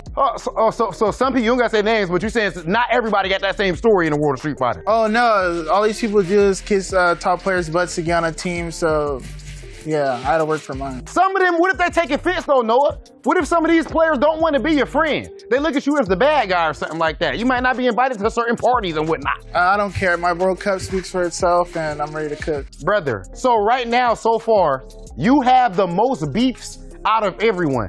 We saw Knuckle Dude, you and Knuckle Dude going back and forth. We even saw you and Punk and things of that nature. Why is it that you have so many beefs already, and can you back that up? Yeah, I could back it up. I mean, I believe in my team, Cloud9. This is a team thing. This is an individual thing. So I'm going to just support my team, and I'll die with my team, win, lose, or draw. When you say you die with your team, that sounds extreme. Does it feel that serious to you? Yeah, this isn't a game. Yeah, people put hours and hours and hours into this. This isn't a Street Fighter is not a game. My dad sold his car for this, so I don't treat this like a game. It's not a game to me. Your pop sold the whip. Yeah. What you mean? He sold his car so I could meet Daigo, so I don't treat this like a game. It's not fun. This isn't a game to me. Okay, so in the end of the day, though, they all out to get you right now. Some people at home, you have a lot of fans, but you also got people who are probably rooting for you to fail. They think you just talk too much, Noah. In the end of the day, if you did lose, do you feel like that the pressure on you is higher than everybody else? Nah, I mean, it's a team thing. I want my team, JB, Lex, if they win and I don't ever win and Bruce wins, I don't care, bro. This is a team thing. I'm gonna still cheer my team up. I know, try best for the team. I love team player Noah. But do you think that there's anyone else here that is as strong as you? Or is there anyone here that is clearly better than Noah the Prodigy in Street Fighter 6? Nah, I don't care about them. I mean, I just want my team to win. I just care about my team. The one and only, the Trench Lord from the gutter, Noah the Prodigy. Good talking to you and best of luck this season, Brody. I know that body language anywhere, by the way. If Noah the Prodigy thinks you cannot take him down in Street Fighter, he will not fully face you in any conversation.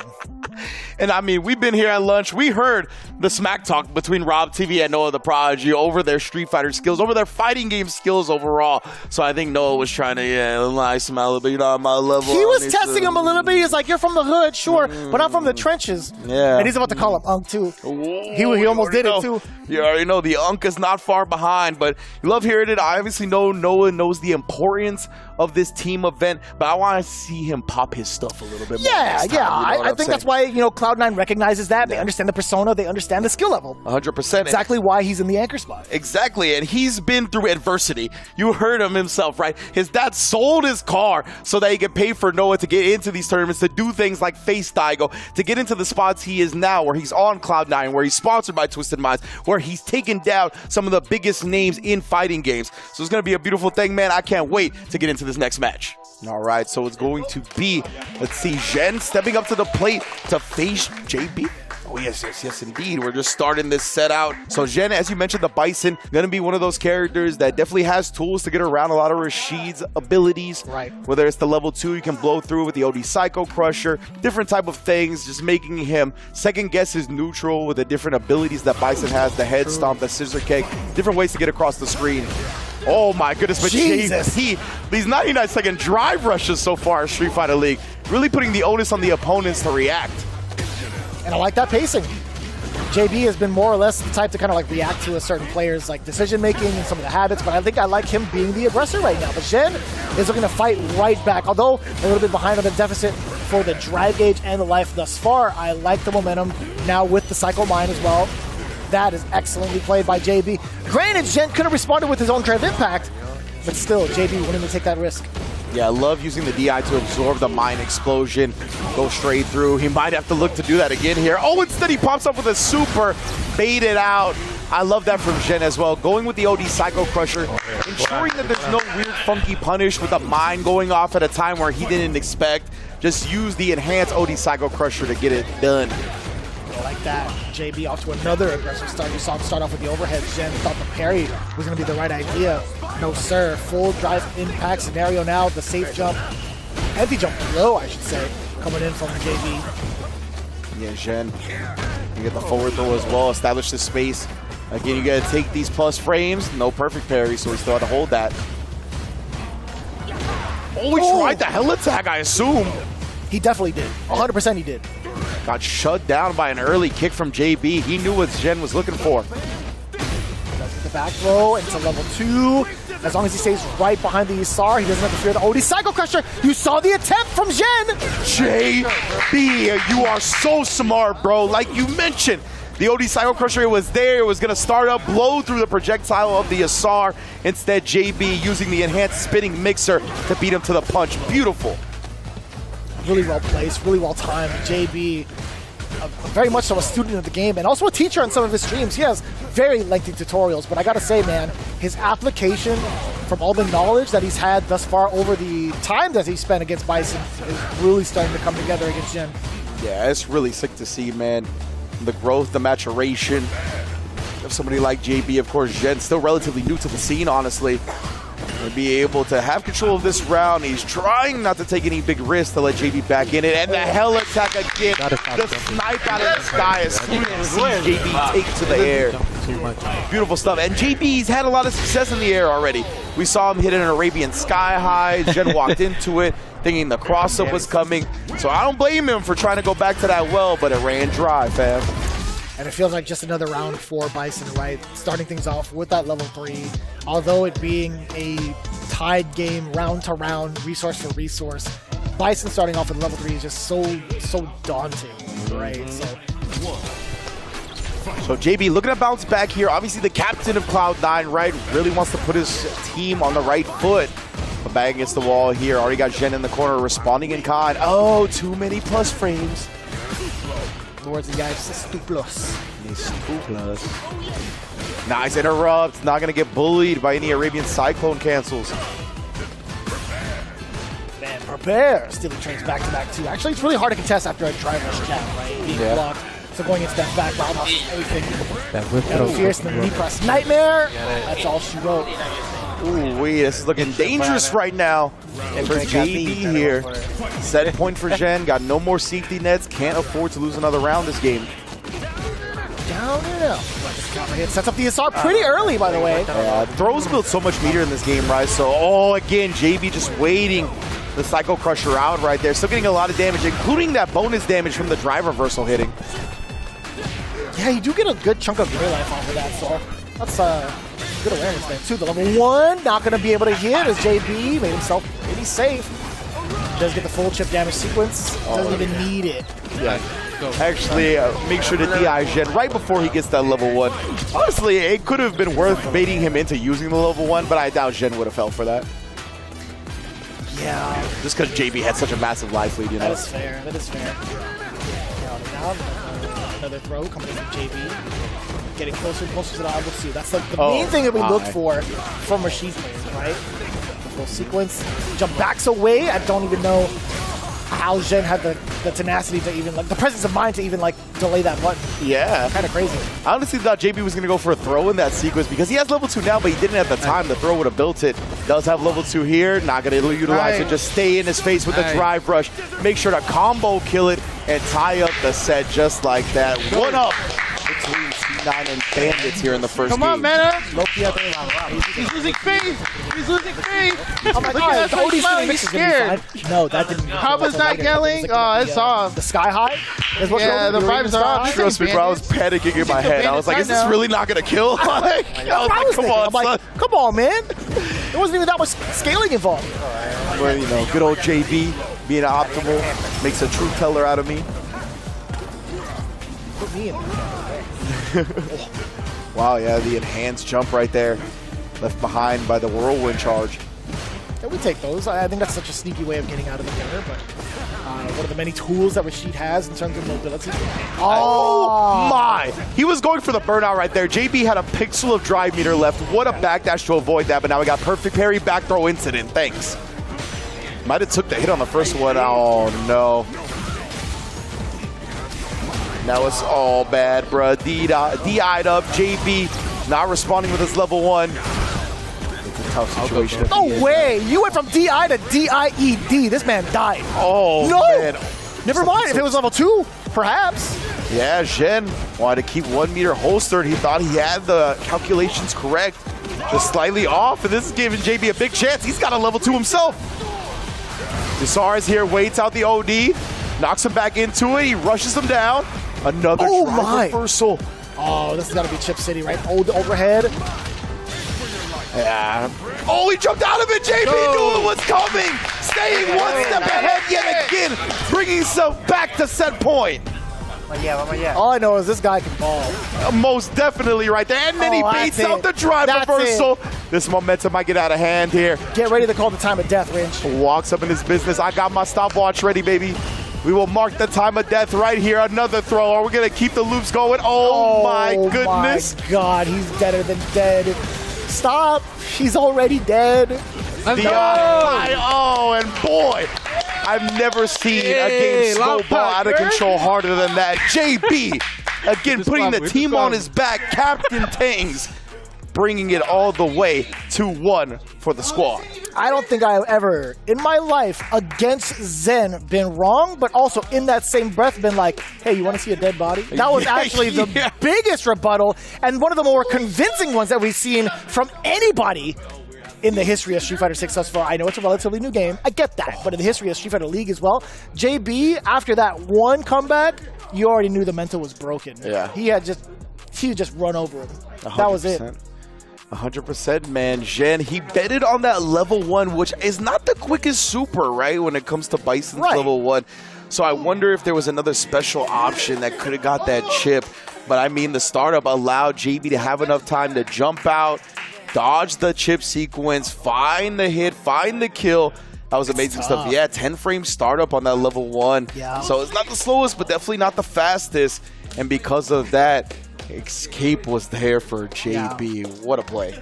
Man, but what a bout between the first players, man. That Vanguard was kind of nuts. But going into it, MenRD versus Boost, this is going to be like quite the matchup, right? We've seen Boost take down MenRD for a very important spot too in like World Warriors, if I'm not mistaken. Yeah, has definitely been one of those players that has defeated damn near all the Titans of the East Coast. And that's quite the thing to do because that is where MenRD, NuckleDu, and Punk are all from. And he's come out first place in those World Warrior events. So now he's got a giant task ahead of him. But you can see that's a lot of respect being shown from the Bandit squad, right? To choose to put Mena up there against Boost here. And it's still a 2 out of 3. It's not even the 20-point match yet. Man, he is so calculated. He's a cold-blooded killer. Man, forcing that level 1 is actually going to be totally fine for Boost because it doesn't take away from the positioning, and I love that punish counter. Guess what? After this, you definitely get your DI.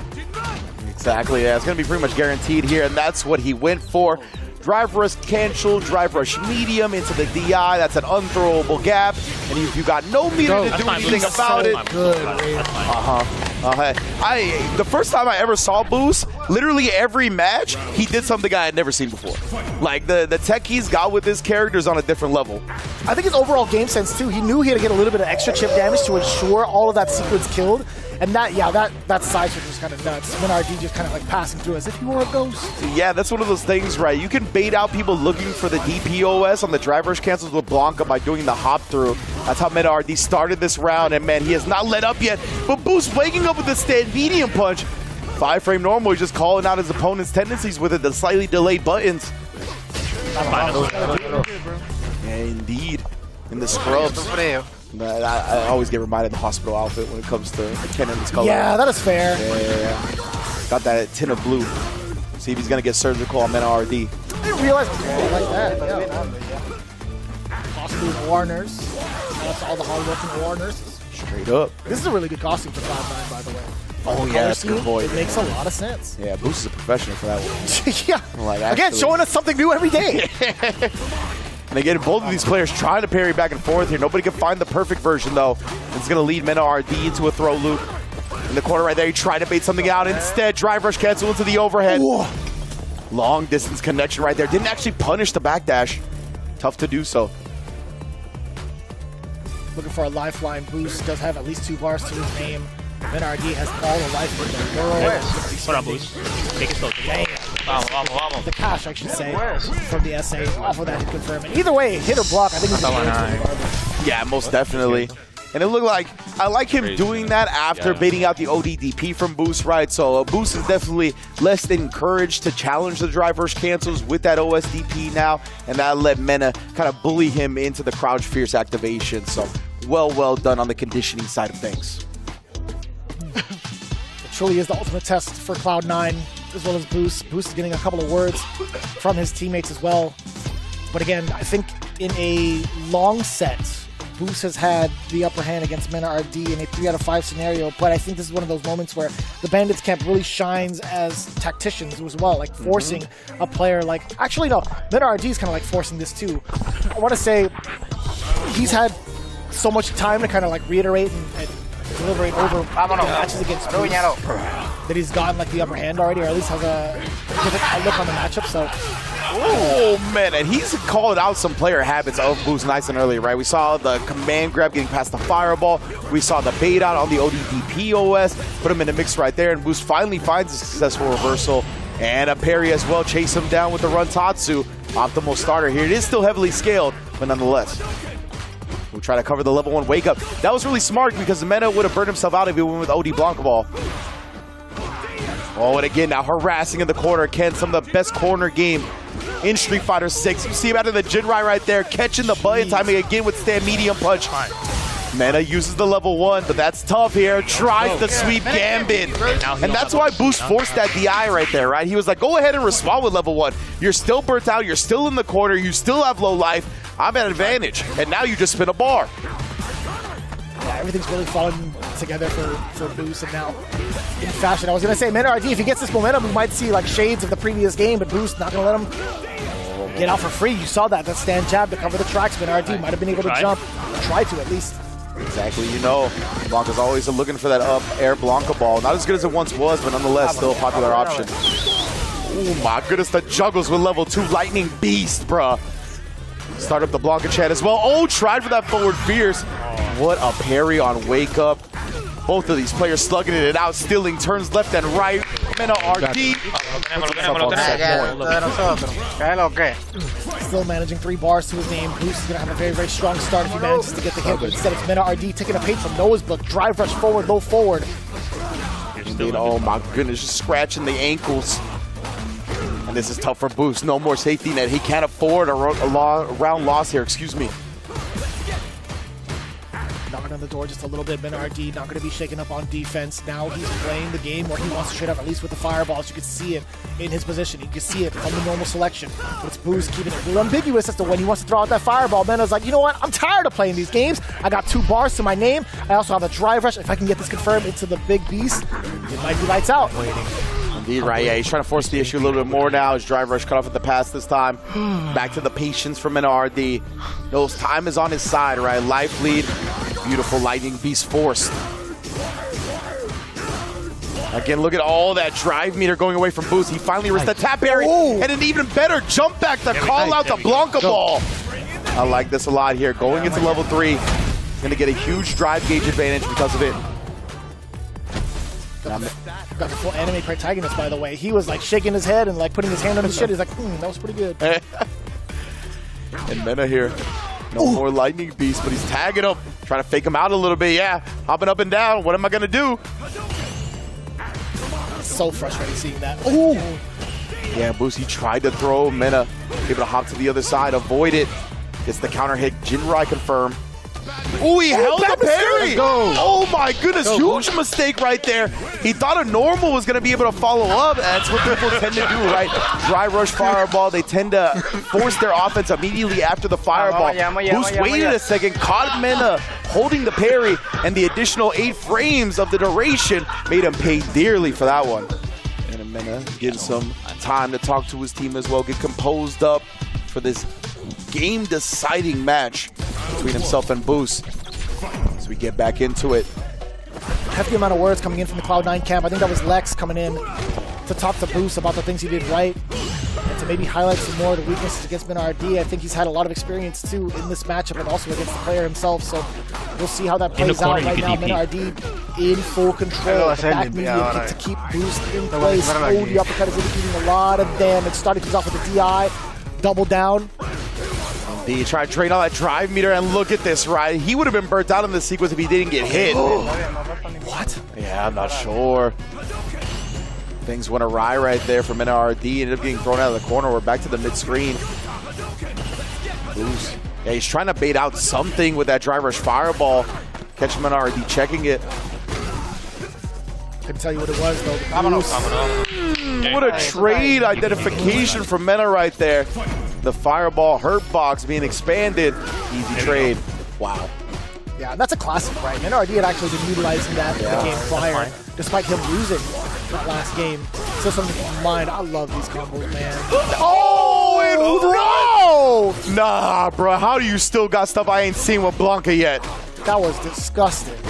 Which country did you pick that up at? That's what I'm saying, bro. Obviously, MinRD, the World Warrior, gone around the globe facing the toughest competitors and still in plays out of their playbook.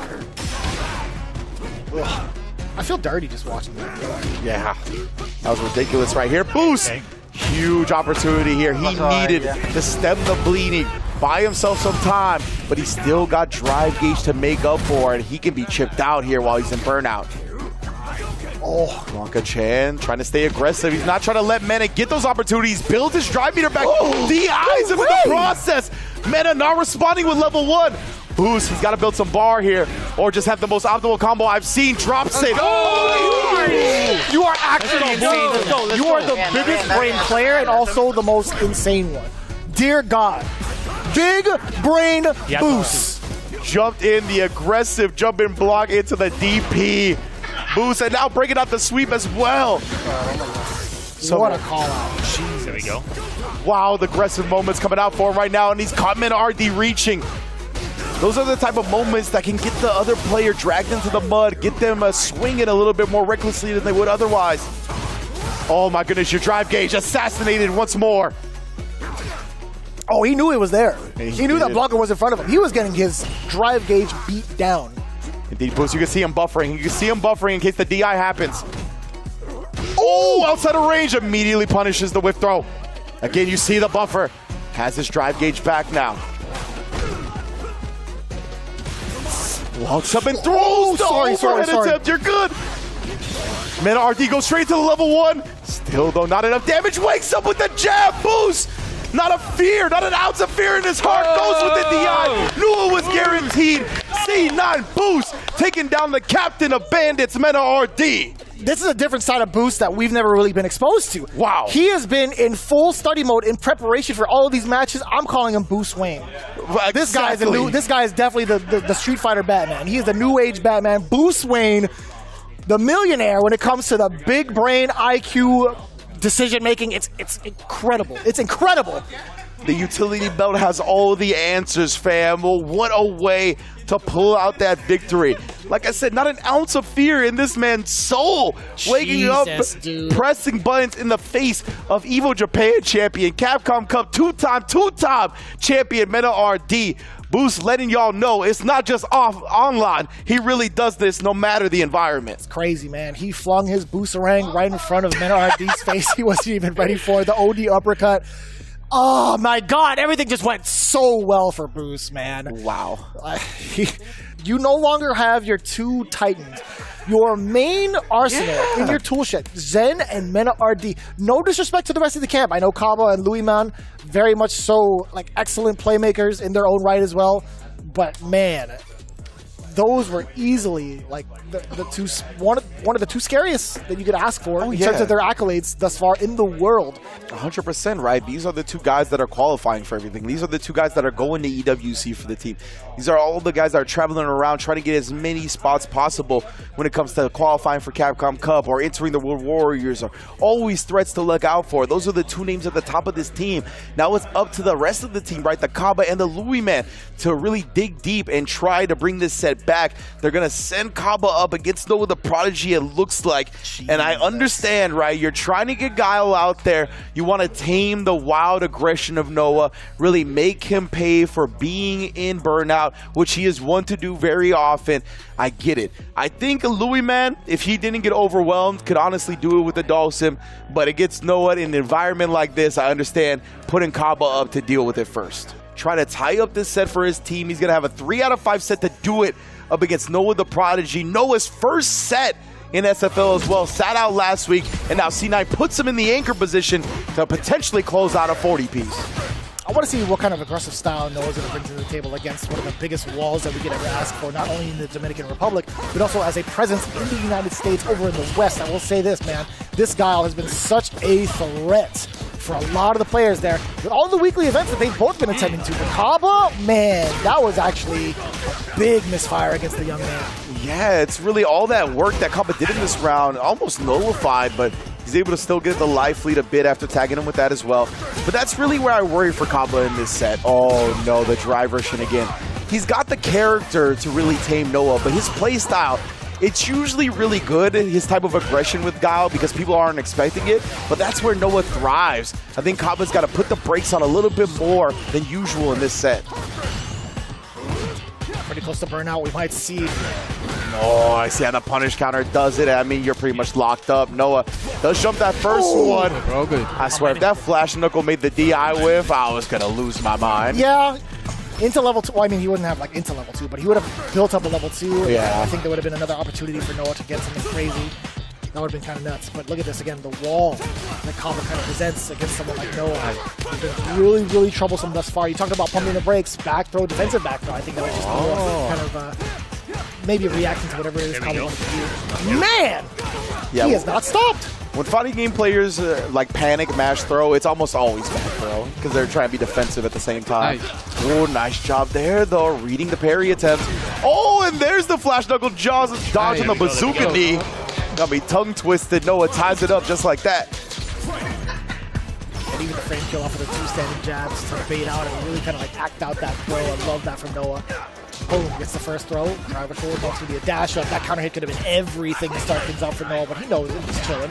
Yeah, I'm a little surprised, honestly. Noah usually will spin the meter on that. Got baited into the super with the fake fireball. You good. I don't know if that was intentional for Caba or the Sonic Boom just didn't come out, but either way, paid off big. And we'll never know that, too. Even if you ask him, like, hey, did you need to fake that out? Yeah. Yeah, exactly. You know, I believe him. I'll believe him the whole way. Ooh, that's not good. Showing the stand medium punch, and then just locking him down here. Noah had no answers. We talked about his meter getting spit, but Caba dropped the combo. Great job defending himself against the back throw, though. Oh, my goodness, bruh. How are we swinging like this? Caba's made some excellent defensive choices, and there's the whiff punish to close out the first game. You like to do a delay, or you like to walk back on wake up a lot, like when you're not quite in throw range. Yo, he's not taking. Yeah, I got you. A little bit closer, but thankfully enough, Caba does get the first game. Noah the Prodigy now kind of like setting up 2 standing jab, does catch the counter hit. Now the big whiff throw. Missing the timing of the flash. Yeah, doesn't get the perfect flash knuckle. He did get the plus frames on the knee right there. Just saw the screen shake. Oh, but easy punish on the sweep attempt. Noah ends up getting clipped. Caba, great delayed button. Really calling out Noah's offensive timing. Oh, upside down kick, perfect parried after landing from the jump. There we go. You're the hell in there. End of the round. Just going through the motions, doesn't have to do anything crazy. Noah the Prodigy. First round of game 2 in a different type of demeanor, right? It wasn't like anything crazy out of pocket. It was very subtle. And now that he gets the first round, he immediately goes into his offensive ways. Exactly, right. We saw Noah kind of holster some of the drive rush cancels that he would otherwise let fly in that last round. I think he understands that being in burnout against Guy was honestly worse than most characters. Nonetheless, though, he's made it happen in that burnout. Stayed offensive, tried to sneak it in an overhead, but Caba won't let that happen. Yeah, I like him kind of like trying to take advantage of the little flash that he gets from gaining his drive gauge back into like sneaking in the overhead. I've seen that quite a few times over where we use the visual effects to throw people off guard. Yeah. And Noah here, we see him already. Oh, no! I can't believe he still got the recovery of that button here. Caba, is he going to spin it all? Indeed, he will. Rather go to the next round with no meter than risk Noah being able to come back this round. I respect it.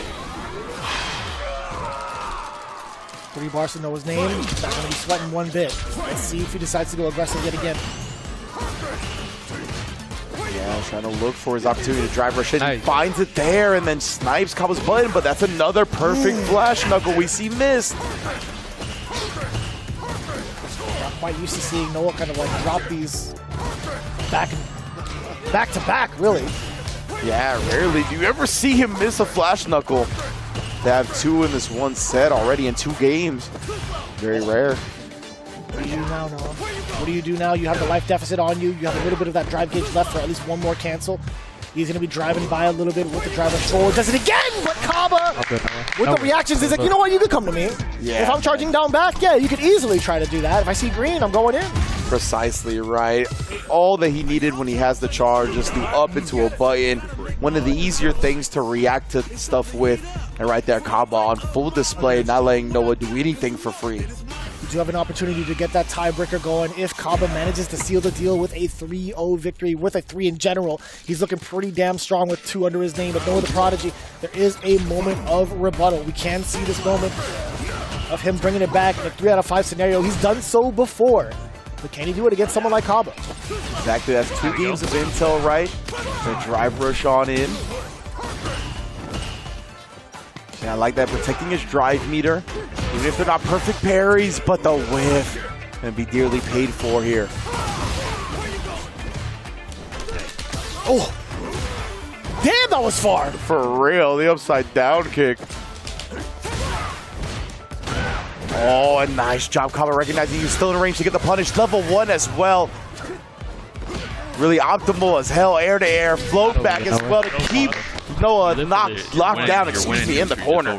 Knockdown and lockdown, to be honest with you. Looking at match point, Caba really trying to suppress Noah the Prodigy. He's doing a great job, and he's continuing to do so. Again, the wall of normals, upside down kick, keeping Noah in check. Now back to the fireball game. As soon as he makes him block something, Caba letting it rip. What a whiff punish right there. And Noah, he's looking kind of helpless here, man. He's got to dig down deep. Stem the bleeding, and he's got to do it now. Oh, yeah, great stuff from Caba. Recognizing Noah did not have level 3 to cancel into. That's not a free flash knuckle if you cannot cancel into a super. Well done from Caba, punishing him properly. We got ourselves our very first tiebreaker scenario between Bandits and Cloud9. Noah not being able to take a game off of Caba. A big counterplay, and it paid off tenfold for the Bandits camp. Now we get a fair chance to kind of equalize now. Who is going to be awarded the 5 points in this tiebreaker scenario? Who's going to be stepping up to the plate? You know, I like Louismon and it first to one with Dalsim. Word straight up? Yeah, you guys don't know how to fight Dalsim. Ain't no way. You guys don't know. Send Louisman up there. Let him get 1 game. Let him go wild. Because Dalsim in this game, he does have wild offense as well, just like he did in 5. Maybe not as potent, but definitely he'll show you some things that you're not ready for, especially a Louisman Dalsim. Yeah, he's got a couple of ranges kind of fixed to some of his specials. Also some damaging supers, or at least an increase in damage of super for the level 1. Yep. In regards to the grade damage that can be dealt now. I think it's a very, very significant thing to consider. I think there's going to be a little bit of subtle changes that Louismon is going to be showing off in his gameplay. I'm really excited to see it overall. Whether or not he sits down to play, though, it's still up to the sole discretion of both camps, really, to pick who they want to send up for their 4th man. Now, it's a little bit of a change-up. It's going to be the similar rules as Street Fighter League Japan, where anybody can essentially come up. You're not forced to play your 4th man in the matchup any longer. So Boost looks like he's going to be sitting down for Cloud9. They got the faith in him to take down the best of 1. He already took down Mena and Bandits. What are they going to do to respond, you think? Ooh, it looks like Caba is the one sitting down in the hot seat. Again, he had 3 games straight. He's feeling real confident. I do like that. Let's see if Boost can take down Meta and Caba, bro. Yeah, that is going to be quite the story. Let's see if the Boost truly is loose here with Cloud9, because this guy, this cat can ball, man. And I'm interested to see how he goes about this, right? What type of gambits does he take? Are we going to see some OD fireballs? He's going to try to call out the sonic booms by using that. Gets an expensive gambit, right? OD fireball and a drive rush is 3 of your drive gauges, so that's half your bar. So it's something that you really have to pick your spots with. It's not something you can rely on for the entirety of the game plan if your boosters can. Right. And this is definitely a switch up for Boost, right? Having to go from fighting Mena's Blanca to now the Caba Guile, this is very different speeds. While Caba, he can kind of stay with that same type of tempo, right? Going from Noah on the Luke to Boost on the Ken. Oh no, he dropped the combo. This is a huge open up. Would have been an extremely convincing start for Caba if he completed that. Yup. A rare instance of a drop from Caba. Now Boost, yeah, he smells blood in the water, man. Making the most of this opportunity, already ready for setting the perfect parry and the perfect parry after the stand medium kick block. Tries for the safe jump, but Caba doesn't bite. He wanted the trade combo right there. I think that works, but it was too far. Oh no, a backfire from Boost's labbing. I like the idea. I like the idea of using the uppercut invulnerability against the fireballs, the heavy version being able to pretty much sail right through it, but Caba just was not close enough. I think he already understood that. Yeah. I like that gambit from Boost, but Caba staying one step ahead. Remember, this is best of 1 for the set here. Winner leaves with 25 points. Nice. Oki after the uppercut as well, being able to utilize that standing medium punch as a frame kill. And keep it kind of ambiguous as to what the approach is, but Caba doesn't give a damn. He's going to be pretty stationary in this corner. Nice. Ooh! Another that is a parry. beautiful perfect parry. Close enough to get the punish as well with the roundhouse, and then knew he would try to take his turn after blocking the overhead. Who's so good at sprinkling in those challenges with ODDP, often off of his own offense. Nice. Oh, like that right there. Another turn steal. After the max range step kick, just puts out the light kick. Now we got a final round. Great block on the overhead, a very explosive start from Caba. Now Boost immediately jumping forward in anticipation for the Sonic Booms, speaking of which, Caba now throwing some of them and immediately stops!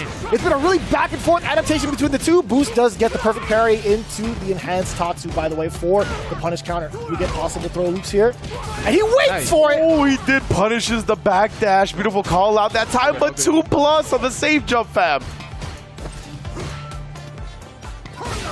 Oh, trying to lock up in his business right there. Met a sonic boom for his trouble.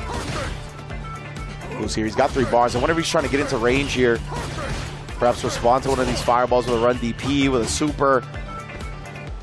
That could potentially be it, right? Oh! The roundhouse is back-to-back inside of Caba. He tried something. One of those sonic booms again. Oh! What? The drive rush screen freeze.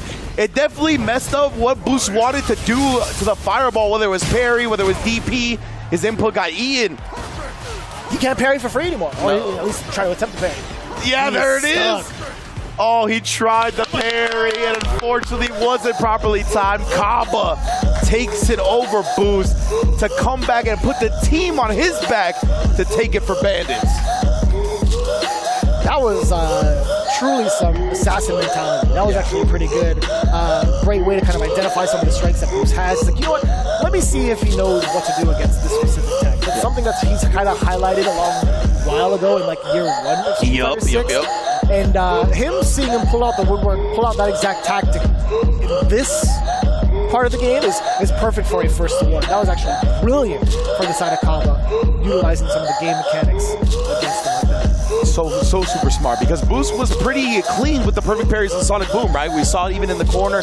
He was able to perfect parry, get a stand roundhouse punish. That's primarily how he was looking to combat that. So Caba using that at the end right there to throw off Boost's timing, the slight screen freeze on the drive rush. That is very much a real strat we've seen since the launch of the game. Now, majorly clutch for Caba in this instance. Bandits taking down the big W, 25 points to their name. Cloud9, not too bad a shape, actually, Absolutely going in not. from a big W over to a pretty decent, I want to say like mediocre loss, right? They didn't get completely robbed. They have like 20 points to their name. It could have been 10. It could have been 0 for all we know. Fact of the matter is, again, Bandits taking it all the way in a very, very clutch scenario with Caba putting the team on his back. It's crazy to see. Not only we're seeing all the potential that we talked about leading up to this event, right? We see all the teams, all the potential of the new players, but we're also seeing all the gaming potential unlocked through the Asus ROG monitors as well. Perfect for both console and PC gamers. They offer stunning visuals, fast refresh rates, and ergonomic designs. Visit asus.com to level up your setup today, as well as giving them a big thank you for being a huge part of Street Fighter League this season. And another big part of those setups is the sound, right? And SteelSeries doing sound so well here in the esports realm of things. The SteelSeries Arctis Nova Pro is the official headset of Street Fighter League US, enhanced with premium high-fidelity drivers and sonar software. The Nova Pro is ideal for any fight you take on, Street Fighter or otherwise. Man, there's been a lot of going back and forth between these two camps, and it's actually quite refreshing to see it. I mean, overall, I didn't know Caba had it in him towards the end to pull out some of the dirty stuff. Hey man, if it works, baby. And I kind of want to hear from that camp as well. So Bandits, they're going to be standing by with RobTV for that winner's interview. Take a look. What is a champion if they are not able to handle adversity? Team Bandits, the returning Street Fighter League world champions, and they just showed us exactly why. I want to start things off. Of course, we actually have Mena translating for Caba to start things off. Caba, you were in the anchor spot. You were able to win 3-0, and then at the end, you were sent up again for the tiebreaker. What does it mean to have, for your teammates to have that much confidence in you? Bueno, realmente se siente bien, pero lo que más me hace feliz es el hecho de yo poder como rescatarte a ti, porque el año pasado no me fue tan bien y tú siempre estuviste ahí. Esta es mi primera pelea como de capitán, en la última, y realmente estaba un poco presionado al principio porque nunca había jugado en una tercera pelea en un torneo de equipo, pero ya por la experiencia y eso pude, y porque lo tenía ustedes ahí atrás apoyándome, pude tranquilizarme un poco y dar lo mejor. Fue muy importante haber ganado este pleito porque en el primer enfrentamiento no solamente cogimos 10 puntos, o sea, no estábamos en una buena posición, pero ahora nos posicionamos mejor y mañana venimos con más fuerza. So he says that it felt really good for him because it's the first time he's ever been in the captain match in the history of Street Fighter League, and he feels really happy, especially because last season I had to do all the captain matches, and now he feels like he saved me, so he's like feels really good to give it back. He was very nervous, but he pulled through thanks for the support of the team, and that he's gonna come stronger tomorrow. Oh, I love to see that. My man's Caba absolutely riding on a high right now, 3-0 victory, and was able to clutch it out at the end. Now for you, Mena RD, extremely close set with Boost, but he was able to get the victory. You seemed a bit angry at the end of that, to be honest. I see you bang the table a bit, and then it seems like you were really just kind of replaying the match in your head. Where are you mentally right now, or especially, I guess, in that moment? I was very angry, and it's not a matter of what happened in the gameplay. Boost played extremely well. It's just a lot of frustration, because of my characters. I felt like a lot of the comebacks. I've been hit with a lot of comebacks today, especially in the match with Boost. I just felt like Blanca will have killed before the patch. It was just the wrong thing to do, and I'm glad that Caba was able to pull through and take the victory for Bandits. It motivates me to keep working harder. And last thing, as far as Caba, in that anchor spot where you guys need just that 1-1 match, you could have went up there, but you trusted your brother instead. Take us through that, because I know you love being in those positions. I love being in those positions, but you just got to be realistic with yourself. You got to be humble. And I felt like I already lost to him. I'm not feeling like I'm playing at my best right now, and I feel like Caba has a shot. And Caba just came up to me and he said, "If Boost goes, I'm going." And I didn't say anything back. I wasn't like, I was like, all right, you got it, because I feel like I'm not in the spot to say, nah, I got this. Nah. Caba is playing well, and he deserved it, and he proved it. He proved that it was the right decision to trust him. Yo, Team Bandits and Caba, y'all some bad boys. Oh, God, absolutely love to see it. Caba in the anchor spot, getting things done. Team Bandits is absolutely rolling. We have more Street Fighter League action right after this break.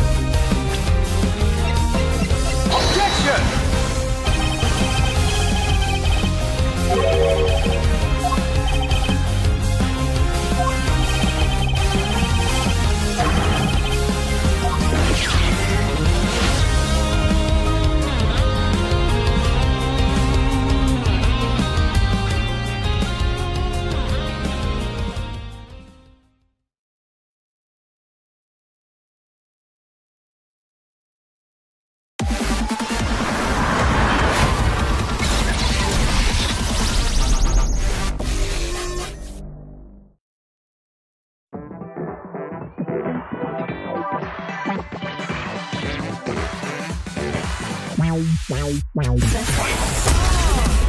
come on. Everybody come alive real quick. Battle of the strong, survival of the fit. Take your best shot, hope you don't miss.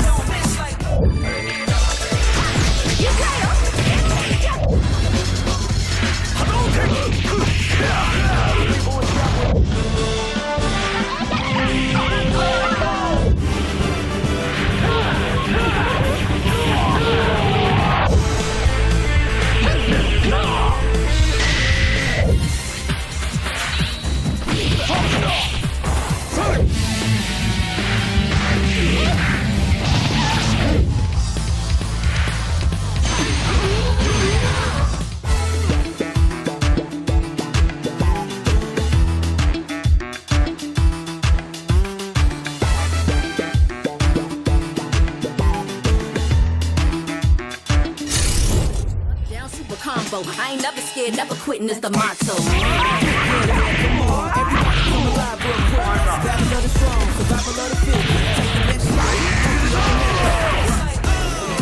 Yeah, come on. Everybody come alive real quick. Battle of the strong, survival of the fit. Take your best shot, hope you don't miss. A new challenger is among us. They can take it higher, you can take it much farther. Fast with the hands, eat Honda. Defend my legacy with strength and honor. The greatest ever. Showdown, this is my dream.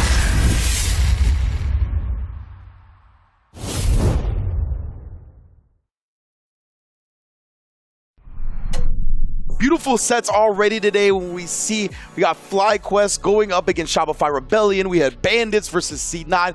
2 intense sets. To round out the day, it's going to be Fighting Spirit versus Red Rooster. Oh yeah, we do have the order established already. Uriel Valoro coming in with Ken. Brutus as the second man up with Zangief, followed by Ajax Fidelita with his return to Street Fighter League. No longer the young man, but the full-grown adult with Ed looking to make some points and also some teams cry this season. Now, Fighting Spirits, there ain't no ordinary team. They are former champions, right? Renamed 2 times over, but this is the team that they're going with, and going with this exact roster. Oil King, NL, Xian, and DCQ. Now, first things first, to kind of talk about the big counter picks. Uriel Valoro with Ken. I like NL, man.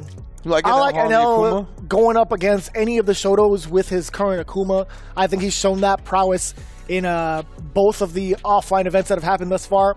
Yeah, I like that. I like the NL pick. I also like DCQ for Uriel just because I think DCQ is the most accustomed to trying to play that wild style. Very interesting, but you might want to save him for Brutus, right? You want to get the JP out. Facts. Maybe that's what you're thinking there. So it's going to be dangerous either way. And Brutus, I mean, he's already showed, right? He took Punk to the brink, took it to the final round, showed he's here to play. The reason why Red Rooster put him on the squad is not only because Zangief is a scary character, but he's a scary pilot on the character. That is big facts. I think he's one of the most bright, one of the brightest minds that we could ever ask for in Zangief specialist, right?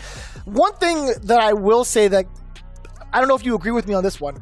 I low-key, against Ajax Ed, kind of like Xian DJ. Yeah. I'm feeling that for sure, Xian. On the DJ, I think he'll be able to pretty much make Ajax uncomfortable, kind of weave in and out of those ranges, right? We saw Xian really use that sway in neutral to expert status already. Yeah. So in that flicker, that range where you want to use those kick buttons as Zed, he'll definitely find that spot where he'll sway in neutral, funky slicer punish counter, get the world as a reward for it. But of course, I know one of the stars of the show for Red Rooster is Brutus. We just got done talking about him. I want to hear what RobTV has to say to Brutus and what the response is going to be. Take it away, Rob.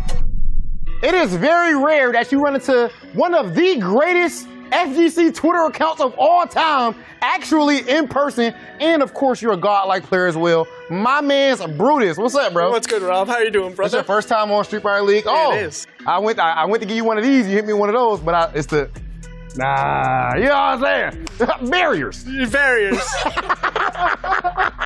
My dog. Okay, so it's your first time on Street Fighter League, bro. Yes, sir. How has your experience been up to this point, and what does this mean to you to be here? Oh, dude, it doesn't even feel real still. You know what I mean? I wake up in the morning pinching myself. I'm like, dude, am I really still here? You know, Yeah. I've been watching Street Fighter since I was like 12 years old, a little kid. You know what I mean? And man, it means everything to me to even be here. You know, to be among so many great players, it feels surreal. Okay, but in the end of the day, as great as they may be, you are here to scoop them. to their demise. Do you understand? Of course, sir. They gotta go, Brutus. They gotta ain't go. Way. How confident are you right now? The first match you go up against Punk the God. That's like the hardest match that you could draw.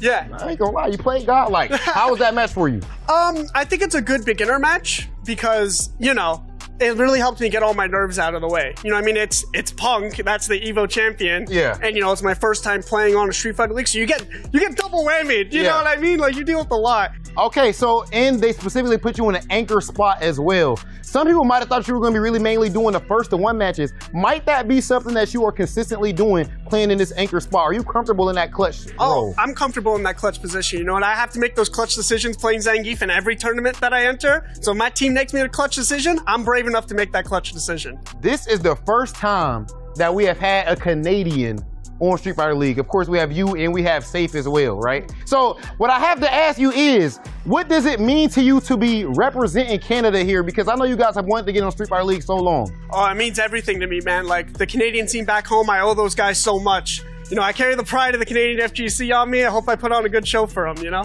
And not only are you in the batch of the first players to ever come on Street Fighter League from Canada, we have not had Geef here before. I even don't really count Minna because he's not a Geef. You get what I'm saying? So you're actually representing the Geef Nation. What is that like for you, brother? Y'all should have been here. When you put together these teams, you want more like consistent characters. He's a very volatile character. Even trying to like put Zangief in an away position in this sort of format is pretty hard, but I think he's super cheap in the home position because now the other team's like, even if their best player, they might not put him last because Do you really want to deal with? Yeah. Do you want to deal with Zangief, right? So they might have to put one of their weaker players in the last spot, and then, well, I'm not going to go there and fight that guy. I'm going to play the other guy earlier. Now there's more pressure on that guy because he's not into those positions as much as.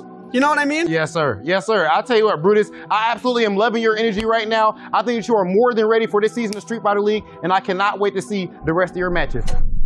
It's not the first time we've kind of heard that mentality from Brutus, right? We had the luxury of being able to talk to him both on social media, but more importantly at some of the big regionals that they used to have up in Canada, right? Yeah, I think the amount of clutch that he has and the amount of support that he has from his Canadian brethren, and also just him being comfortable at the end of the day, understanding the mentality that someone has to, at the end of the day, take that L. Brutus, that man is all vibes, bro. He is 100%. As soon as he stepped in the door, there was a big smile on his face. He's like, man, feels good to be here. I'm like, I'm genuinely so happy that you're here, brother. Both the Canadians safe as well. So yes. I really love the energy that Brutus brings. He is, personally, he is a national treasure. May not be like the U.S., but if he were in the U.S., he would definitely be part of the national treasure too. But another player that has come around to the Americas for a long time now and is, I think, a forefather of their own country, their own region. Xian, obviously putting Singapore on the map, has really developed that scene as well, along with his international brethren. Let's see what Xian has to say to RobTV next up. I'm here with an FGC legend, somebody that I watched when I was coming up in the scene, and is still one of the best players in the world, Singapore's Xian. What's up, bro? What's up? Xian, what do you expect from yourself in this season of Street Fighter League? I think I had a pretty hard time this season. I'm not sure it's everybody just got better. The character or just a bad season by itself. You know, I'm struggling to play the catch-up game, you know, so I just want to do well and not let my teammate disappointment. Like, I don't really think I care about the best or anything. I just want to do my part for the team. So right now, from a confidence standpoint, though, do you feel like that you have, at least here at Street Fighter League, when it comes to training and everything, are you confident in your play right now? Or do you have some self-doubt when you go up there? I think every year I come to Street Fighter League, my first game is always a loss. Been 4 years consecutive, and I feel like I couldn't break this past this. You know, I always eventually, you know, start winning after that. This year it started off the same way again, and I think I don't like it. Yeah. You know, so I just hope I can break the curse, you know, or try to do better at least. I do have to ask you this. The match that you did have in week 1, you go up against Team Cloud9, you're fighting against Boost. This is a newcomer, new blood, his first time on Street Fighter League. He's going up against a legend, of OG. The new guy was able to get you. Are these young guys getting too strong for you, Xian? I think the young guys are all very strong in all regions, basically. I think it's every region has all the young players kind of dominating by now. You know, OGs are actually trying, other ones that trying to, you know, get into it. So try to do a good job for this. But the young players are actually all really strong. Xian, you are an absolute class act, my brother. I'm excited to see you cook up with that DJ throughout the rest of this season. Good luck with the rest of your matches. Gian, of course, happy to be part of the team, right? He's got that team mentality at the forefront because they are former champions with this whole squad. But on a personal note, he came in trying to accomplish the mission of avoiding that first L. Couldn't quite do it up against Boost, right? Again, a player that people have not had too much familiarity with playing on a personal level, right? This is honestly, I think, a lot of the international players' first time ever playing against Boost, period, let alone online or offline. So he was exposed to that. Now he's going to be going up against Red Rooster, another lethal squad. So we'll see if he can kind of channel some of those emotions of that first loss and come back roaring. I mean, perhaps now he has to face up against players he's hasn't really played against before either. Twice over, right? If he has to face off against Brutus, I mean, sure, they have the full discretion of being a part of the home team and getting the big counter picks in. So it really is up to the squad to make that type of decision. But the first decision that they have made was putting Oil King up front against Valoro. Now, this is something that we actually didn't really get to consider, right? Oil King's positioning in the team, I think he's gotten way stronger too. I think his confidence has been way up. Going into Street Fighter League, I've had the luxury of being able to meet up with him at certain regions just randomly, being able to talk to him and how he feels in preparation for Street Fighter League. He's feeling as confident as ever. He understands the type of nuances, the little minutiae that he's going to have to alter to make this character successful in Street Fighter 6. And obviously, he's got plenty of examples to look towards as well, right? As Rashid has been a very successful character in the meta. But Valoro, that means he's going to have plenty of matchup experience against the Rashid. He's going to definitely be more than capable of pulling off the upset here. I consider it an upset if Uriel is able to take him down, considering Oil King has kind of been positioned as the captain of Fighting Spirit. It'd be interesting to see. Definitely, obviously, Rashid more than capable. I like this matchup for both sides, honestly. I think Rashid maybe slight advantage, but Ken definitely more than capable of taking him down. It's a random question for you, Rynge. I've always wondered, do you know what kind of gimbal that Rashid uses that allows him to keep the stabilization on his camera so well? I'm not familiar with gimbal brands, you know what I'm saying? I would expect it to be Asus or SteelSeries personally, but... I see what you did there. Well done. Oil looking great right now. Up until this point, man, the classic commentator's curse. He had Oil King locked down so much. What's a better component to combat against Oil? Definitely the fire. Valoro with the OD uppercut. Man! Definitely Oil King wicked with the driver versus sliding on in. Oh, but Uriel again. Give him a gap. He's going to fill it with some blue stuff. Perfect parry. Level 1 for the kill. Yes, indeed. We have blue stuff in this game too. I love it. Exactly. I enjoy the blue stuff, the green stuff, the reversal stuff. Feels great. You just got to be careful what block you go on when you got the blue stuff. Oh, no! Indeed. Oh, the perfect parry into the OD whirlwind. Gonna be blowing through the projectile. Of course, projectile priority new to Street Fighter 6. Yeah, that's something that took a long while to get used to for a lot of the players too. Perfect parry all the way over to OD, Eagle Spike just to get that side switch, the safe jump as well. The full sequencing of Oil King to allow himself this much of a gap for the level 2. It's perfect. What? That was actually very sick from Uriel in terms of the trade-off. It was. I was really impressed, like especially because he was recovering from Fireball, but now he's reaching a little bit too much. And Oil King been around the block. He got a couple of lessons for you to learn. That throw was the exact round ender that Oil King was looking for too, because after that sequence, I think everybody's mental would have been shook. Every Rashid player's mental would have been shook, and now, I don't know what that was for the side of Oil King. I don't know what that was for the side of Uriel! I don't know if it was some fancy, like, air Tatsu setup after the knockdown and it didn't come out. Man, if you tried to do an air Tatsu, I probably would have F-fumbled for sure. Would have been shades of World Warrior recaps all over again. Oh, the lore runs deep. So you get now the perfect parry response with his own OD though, but Uriel put the brakes on, recognized the perfect parry. He tried to catch him throwing a fireball that time. Damn! I love that opener too, coming in from Rashid. It's a very common opener. The back throw just in case Oil King put himself in that situation in the first place. The Isara coming out now. Valoro forced to block all of it. He could have used the drive reverse a little bit earlier, but it's tough when the tornado was right in front of him. Yeah, indeed. And the drive reversal might have been a drive reversal bait setup, or Uriel just trying for some desperation to get Oil King off of him. Not going to happen. 1-0 like that for the captain of Fighting Spirit. This is really tough too. Uriel is really forced in a position where he has to face off against some of the strongest Rashids that he could ever possibly imagine. Earlier in his tournament lifespan, right? Most of the time he kind of gets that warm up. He's so used to playing at some of the weekly events where he has the luxury of playing and warming up in a lot of the earlier parts of the pools. But this time, you're getting thrown right into the ringer. You're facing off against a world-class player via Oil King. Exactly, and Uriel, want to see if he tries to come out swinging a little bit more. Oh no, he tried to parry, but the delay from the overhead bypasses the active frames, not blocking correctly during recovery. Get punished counted for it. I love that design choice, by the way. I think it's really cool too. Really, really smart for the devs to put that in there, and the way that's implemented for like some of the overheads too. Yeah, remember, you still got to block the right way if you parry during recovery while you're locked into blocking. It does not absolve you of the correct guess. Back-to-back throws. Sorry, back-to-back parries. Yeah, regular. Eventually coming out from Oil King. Saw another tap parry right there. Ooh. What a confirm right there off the stand. Fierce as well, just run into the DP. Very efficient on the meter. Speaking of meter now, Oil King right press the burnout. Rudy Valoro is going to take out the rest of that meter, perhaps. Maybe no, it's going to be right into the damage, into the position that he was looking for. Nice job keeping these strings tight as well. You know Oil King wants to get the rest of that drive meter. He's built it back up, and the drive rush into the DI. Not going to be enough damage. He didn't go for a super sequence, but catches Oil King reaching regardless. That could have been so dangerous too. Rudy Valoro pretty much knocking on death's door, being in that burnout position. I mean, granted, he had 2 bars to his name. He could have been something, done something a little bit wild, but still, Oil King could have been pretty crazy. The drive reversal just to get himself out of that situation with the plus frames too. Oh, the Arabian Sky High actually catching the Fierce. You're looking for that a little bit too much in the neutral. Boys. Yeah, I mean, exactly. The heavy DP is slightly projectile invul, so you saw him connected. He'll take the trade in that instance to not spend any meter. Very sneaky. That's something that Uriel Valoro has pretty much sharpened in his journeys in a lot of the local events, right? Just kind of drive rushing forward into the Dragon Knife to see what turns. Yeah, and he tried to neutral jump bait Oil King there, but Rashid is a dangerous character to do that with for the exact reason you saw. Now Oil King's in control. One more throw will do it.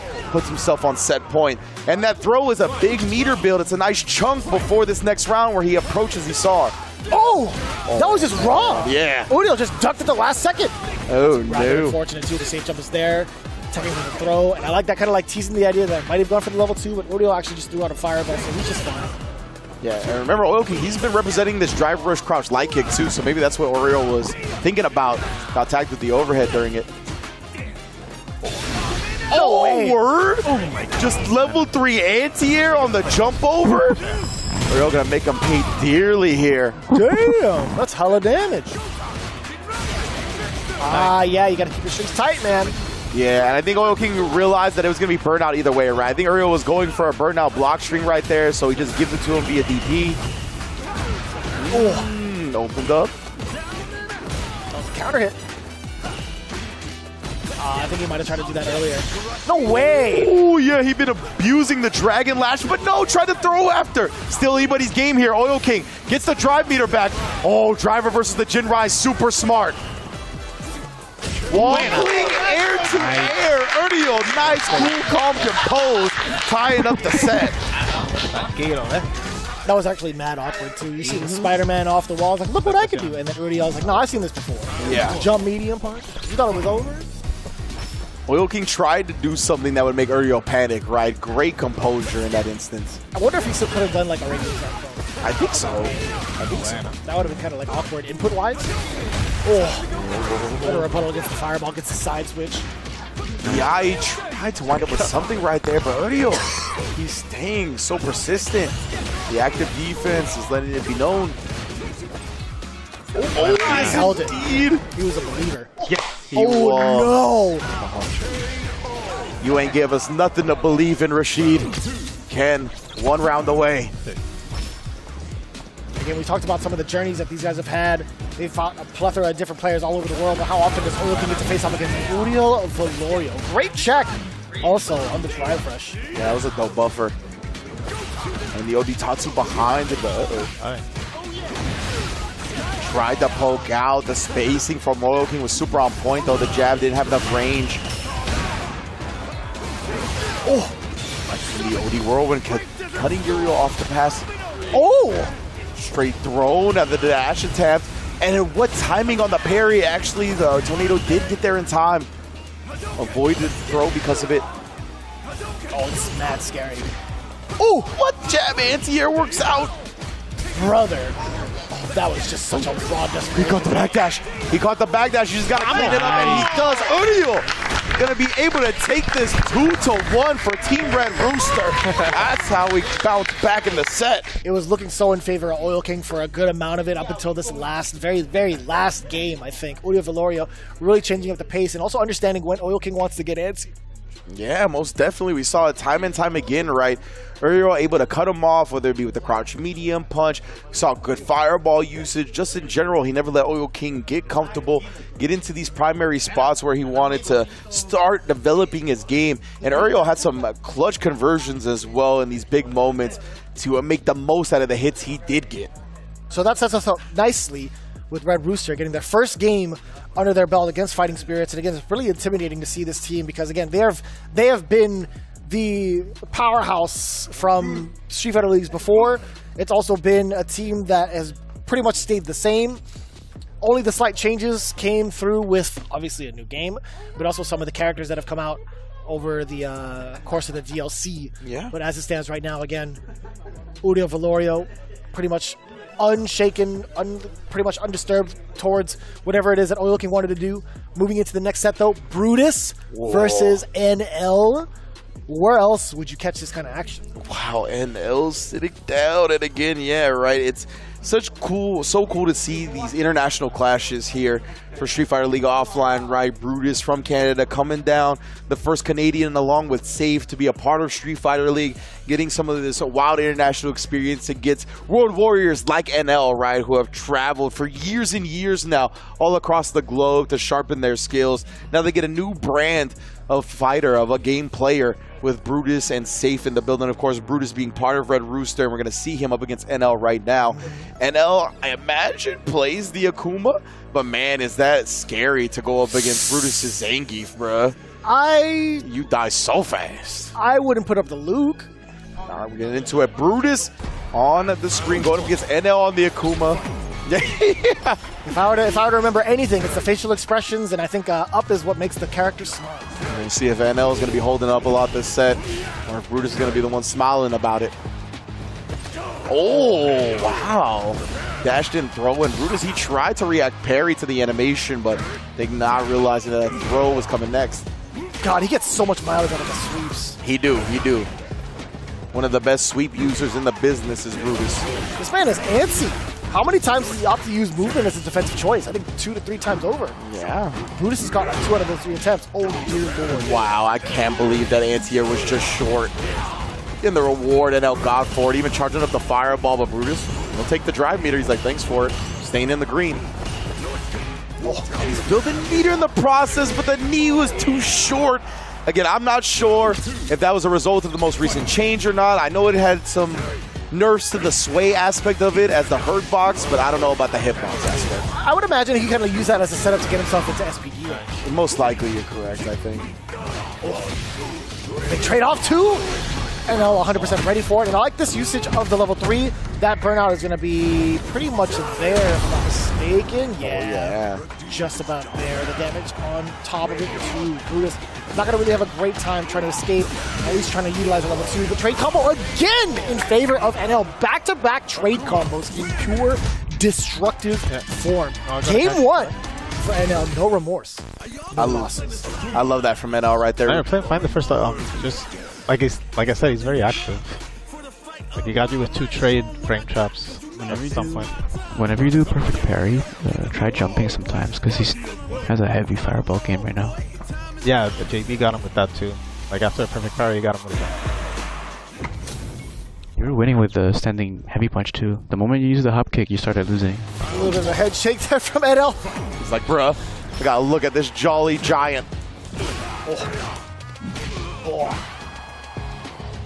So far, it's been this kind of introduction until they start swinging up close, right? But NL, he's looking for that first encounter. That first knockdown is everything for an Akuma player. That's great stuff. That's why he's charging the fireball right there as well. not let Brutus just stand fierce through them for free. It's only got 1 point of armor, as you can see there, so it's only 1 hit, he'll blow through it. Again, Brutus opting for the blue stuff. Oh, a little bit late on that parry. A little bit of a minigame going on too. How are you going to avoid the fireballs as Brutus via parry, via fierce? Oh, that punish counter is going to be so significant. Again, he caught NL trying to move out of the way. That wasn't a true combo at all. You saw the headbutt coming in for the big reset and also the big destruction. Give me the double suplex. Such a great meter build off that as well. That's why he goes for the German as the round ender right there on the DP punish. Super smart from Brutus, optimizing every situation. Oh yeah, off the drive rush knee from that range. It looked like it hit towards the later part of the active frames.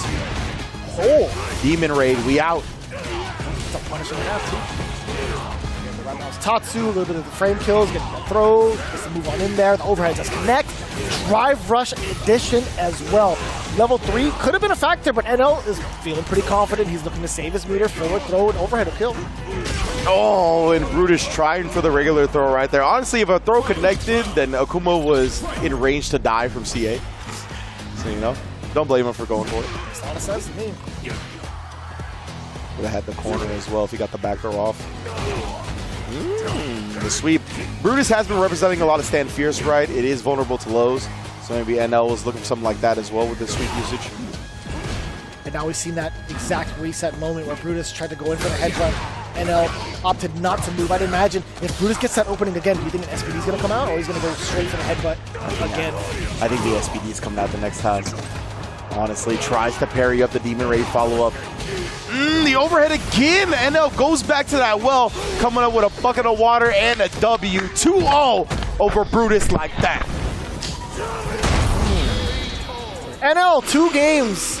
So Brutus is nil. Really, really unfortunate. Again, there have been really, really great shining moments where Brutus had actually caught NL's defensive options. But more or less, the story is when Akuma knocks you down, it is so difficult to get him to back off. Yeah. Truly. And honestly, I feel like this after watching this match. I felt like it after watching Brutus versus Punk. I feel like Brutus is giving his opponents a little too much credit. Like when he has the level 3 super, I think he's expecting his opponents to bait it out hard, and they haven't really been doing that. NL turned up the aggression. He was willing to spin the risk on the overhead multiple times while Brutus had the level 3. Punk was similar. He was getting in his face. He was using drive rush cancel pressure, and he wasn't scared to get level 3'd. I think Brutus just was like, no way these guys are going to put themselves at a risk like that in these scenarios, but they have. So I want to see if he evolves throughout the course of SFL. See if he starts risking those level 3s when they're close like that, because otherwise he's going to keep getting bullied. And now moving on to the third set of the team battles. The very final match of our day here in episode 2 of Street Fighter League US. Ajax Fidelity going up against DCQ is now up on deck to face off against Ajax Fidelity. I think both these cats were introduced into Street Fighter League at the same time. Perhaps. I believe you're correct on that one for sure, and they've been kind of staples of the scene going forward, or of the league, I should say. And honestly, DCQ, he's come up clutch in a lot of moments. He's been in these environments. He's been in this atmosphere. Mr. Easy Cake himself. I'm expecting him to be real comfortable in this scenario. Ajax Fidelity.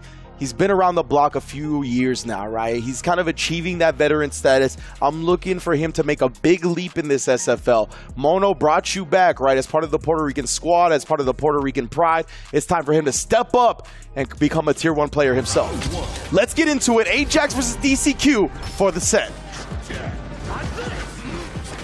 Man, these guys are swinging. You would have thought this was a button check as well, but it's definitely not. Both players trying to swing from the mid-range. Ajax Fidelity getting the first strike too. Checking the walk back from DCQ. Also, big punish counter off the scissors. Look at the amount of damage you get, but also the mileage on this man. No limits. Psycho Crusher immediately after, right? Just making the most of that Psycho Mine again, implanting him with it. DCQ knows where his bread is buttered, fam. Oh, you got caught reaching. That's a quick lesson. DCQ is so fast. He's so explosive, man. It's the exact type of pace that we were expecting from him. It's really up to Ajax to kind of like stunt that and to suppress, the momentum away from DCQ, but that's not impossible, I feel like, for the most part. Yeah, look at this. He's like, I know my win condition, bro, is to get this mine on you. has consistently just looked for those type of conversions. Now throw loops to catch Ajax. Oh yeah. Do it again. The conditioning is working out. Tried it one more. Totally understandable. Yeah, put the onus on the opponent. Make them do something different, right? Don't fry your own brain trying to figure out when the opponent's going to switch it up. And again, right, the drive rush throw. Oh! And he knew when the strike throw risk is even, he's going to reach. And man, DCQ just walking back, punishing the throw tech attempt. Beautiful conditioning in round 1. Dude, he has been so impressive. His overall journey from like his previous game into Street Fighter 6, like I think his overall understanding of the player's mental and what they're anticipating is so above a lot of other players. Like, even if it's, so let's say it's not. Like, say it's like, oh, maybe it's like about the same as like a Mena RD or a Punk. I feel like he displays it in a different way in comparison. Like, 100%. He knows exactly what to go for certain sequences just based off of reads alone. Yeah, he has a unique way of manipulating his opponent and really exploiting their habits. Like, there's a traditional way of doing it in fighting games. The DCQ finds his own interesting take on it. It is really cool to watch. Yeah. He masks it pretty well. There's so many different things that he does on offense to make you act a certain way on defense. And now you can see his conditioning over with the overhead, right? Like, you're going to see that, how it plays a vital part into later ventures into the round. If we even get there. Yeah, and all those throws in that previous round, right? The throw loops, even in this round as well. That's what caught Ajax reaching. Oh, no, try for the charge fierce. It was a good idea to get out of the corner at the very least. Yeah, that's something that will just kind of zoom right over there. Nice. Let's go, Ajax. Ajax Fidelity. Short him side. Live 2 with the round. That's what I'm talking about. Give me a heartbeat. Oh, no. Ajax, I don't mind the idea, just swinging afterwards, but DCQ wasn't really ready for a follow-up. I'm ready for that follow-up, though. The mine popping as soon as the scissor kick connects. One more mine, you dead, boy. Bang. Oh, this. That's a perfect 2. Both sitting at level 3. Immediately out the gate. DCQ just running into. And Ajax, he didn't have the conversion ready right there. You gotta have those on deck at this level. It's so tough. Walk-ups, having medium punch to trade off to, just running into the forward heavy punch. Ajax Fidelity slowly trying to make his way out of the corner because DCQ just looks so aggressive. And now utilizing some of his own gauge to move on forward. A big counter poke from Ajax. That's nice. That's a huge reward. Ajax feeling very confident off that hit. Going to spin the full level 3. He's going to take the health and drive gauge advantage because of it. But DCQ still locked and loaded. One drive rush cancel is all he needs to put this round away. One important tag. DCQ is also just one touch away. He does have critical art on deck. He's looking for a little bit of a flinch. The back throw now to force that error.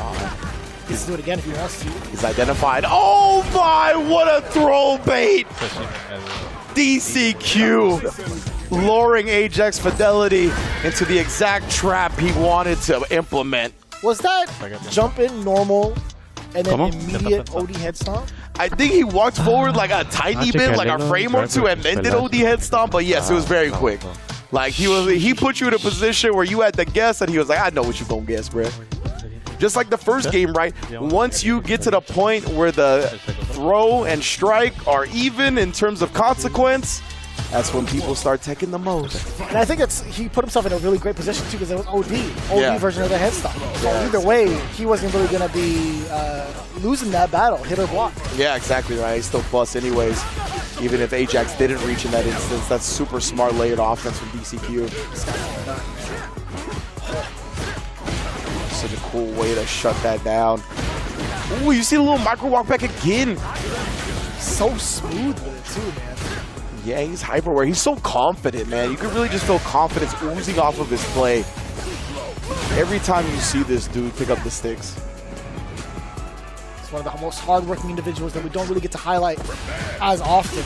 Yeah. One of the biggest stats that we could ask for. That overhead, again, we talked about some of the conditioning from earlier on. Plenty of damage in the combo for the level 1. Now looking at match point, Ajax is getting picked apart round by round. This is nuts, man. Trying for the anti-air, but again, the spacing has just been so on point for DCQ. Look at the walk-in, walk-outs, staying outside that crouch light kick range. Look at this, respecting the flicker buttons from Ajax. think it's the first time we've seen a little bit of a slowdown in terms of DCQ's pace. The backdash to avoid the throw coming in from DCQ, but Ajax has got to lead. Let's see if he can make a little bit more out of that. I think he's going to start digging deep here, right? Ajax back against the wall, cannot afford to drop another round. Implants the mine. He's trying to be aggressive about it, but we're going to force the plus frames with the Psycho Crusher. Oh, too far for the throw that time. Ajax, he's not going to go into OD Blitz nor level 2, though. A little surprised by that, but a big tag on the OD Flicker conversion. Oh! This might be pretty huge. We got the Psycho Mine. Watch out for this overhead. No, it's going to be the forward throw. What if he does it? Target combo, perhaps. There was the attempt! Ooh, he tried to time it, but it doesn't matter. DCQ wraps up the game, wraps it up for his team. Fighting Spirit gonna take this one over Red Rooster on the back of DCQ. That is 5 wins straight for the Fighting Spirit squad. NL with 2 straight against Brutus. Now DCQ 3-0 against Ajax. Wow. Very, very impressive. I think if you look at it for the entirety of the home team, all the anchor matches have been 3 games straight. Wow, you're right. Yeah. Punk got his versus Du. Caba got his versus Noah. DCQ following suit. Wow, that's huge, right? And that really, I think, illustrates part of the home advantage, right? Having the ability to pick the opponent, pick the counter matchup. That's the most important in that anchor position. When we get to the 3 out of 5 match, that's worth 20 points instead of 10.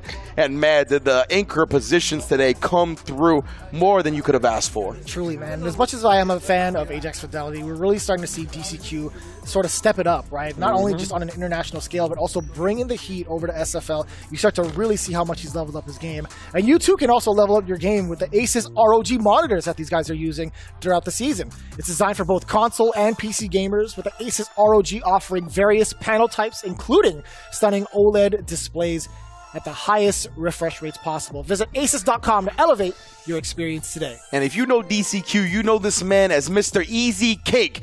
And no more cake has been won than on the SteelSeries Pro headsets. Pro players have won more prize money using SteelSeries gear than any other brand, and they're the most winning brand in esports history. So you know DCQ got the SteelSeries Arctis Nova Pro headset on, listening to everything Ajax was doing, and countered it perfectly. As impressive as DCQ has been, it's really great to see Fighting Spirit start to get into that flow, starting to get that W under their belt. Really quick games overall, so I'm loving the confidence being exuded right now. In fact, I do want to get that interview coming in from RobTV, standing by with the winners of our final battle here with Fighting Spirit. Team Fighting Spirit just showed their championship pedigree as they got it done when it mattered most up against Team Red Rooster. Love to see that momentum so early on. DCQ, you were in that big dog spot and you was barking like you belonged to be there in that anchor position. What does it mean for you to be in that spot, and how do you handle that pressure? Was it just easy cake for you? I just feel confidence. I think Bison play at not very good, but I think in Asia, too many ad player, Japanese, too many. So I feel okay. Yeah. Hold on, DCQ, you working on your English like that? Yeah. Oh man, what? That's crazy. You know what? I feel so lazy. I think the Street Fighter League US teach English. Wow, that's actually dope. Okay, that's actually a huge surprise. All right, so now, NL, you go up against Brutus. And in that spot, of course, you run with your Akuma versus Brutus. How are you feeling with the Akuma versus Zangief matchup? And is it scary to play against Zangief knowing that he can hit you 2 times and you die? I say my teammate Akuma have 2 touch, but they say our character also 2 touch. So yeah, same things. And I have experience with Zangief, also Asia many, Itabashi so many. So I think okay, so I go.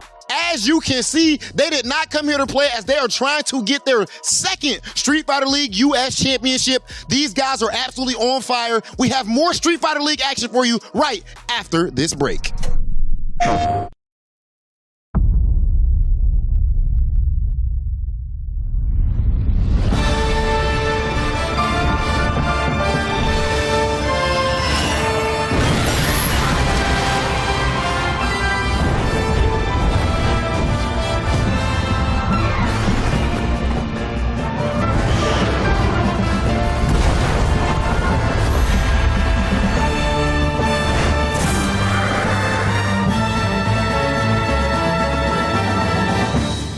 Our world is not headed for disaster, as you say. The Exalted One's awakening is simply the first step towards the birth of a brand new world. Everything will be destroyed to be born anew. We're going to finish the work that Red started. We won't let you awaken it. I get it that you want to protect Ratha. But all you're doing is making him suffer. Ratha here is the one paying the price for your selfish obsession with the Nergigante. Let's go, Rathy! Fire! It may be impossible to save the world without Ratha's help. Bonds of friendship between riders and hunters. Looks like the children really are our future. Sukino! Understood! I won't miss!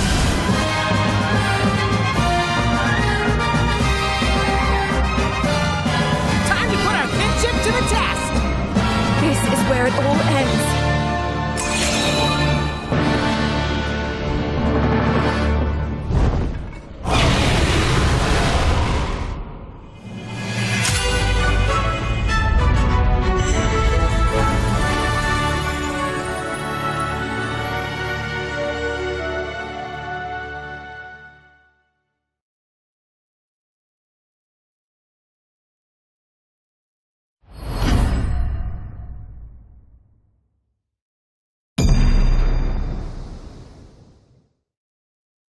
PlayStation.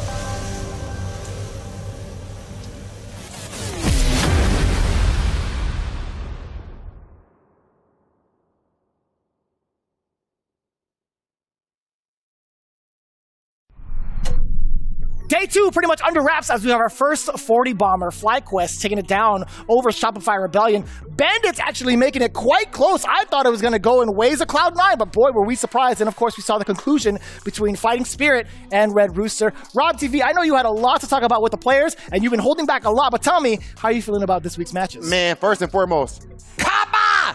Okay, that's what I'm talking about. That's what you do, big dog. Everybody pulling up. You know what they're excited to see when they see Team Bandits? They said, oh, in the end of the day, my man's Mena RD, as long as you have him, he can carry the load. You got Mena RD, we see him in Street Fighter League World Finals. What'd he do? He smoked the whole team damn near by himself. I ain't gonna lie. He took care of Japan. But this year, he has backup in the chamber. My man's Caba in the anchor spot. The first time he was ever there in the history of 4 years of Street Fighter League. Crazy. And he goes and gets it done. And then he said, listen, in this tiebreaker, If Boost goes up there, I'm going up there. Wild. And he handled it. That's what's so sick about it, right? The fact that he had been feeling that momentum, that confidence from taking it 3-0 over Noah, that he was like, if they put their guy that smoked my captain, my homie, my brother, I'm going to make sure I take care of that personally. And I mean, when you're in that type of zone, it's tough to overcome anything, right? So big ups to Boost, put up a hell of a fight. But Caba, he had the lightning come out of his eyes today. He wasn't going to be stopped. Taking a little bit of a step back when we talk about the very first matchup between FlyQuest and Shopify Rebellion, we had a little bit of our predictions. This is the first time we actually get to see the two powerhouses, the two highly coveted teams and looked after in the rankings thus far. A lot of these teams are looking up to them like, hey man, how do we stop these powerhouses? They went up against each other firsthand. Did you expect it to be in fashion, a 40-0 in favor of FlyQuest? Not at all. No matter who won that one, if I had to put money down, I would have bet that money on Shopify, to be honest with you.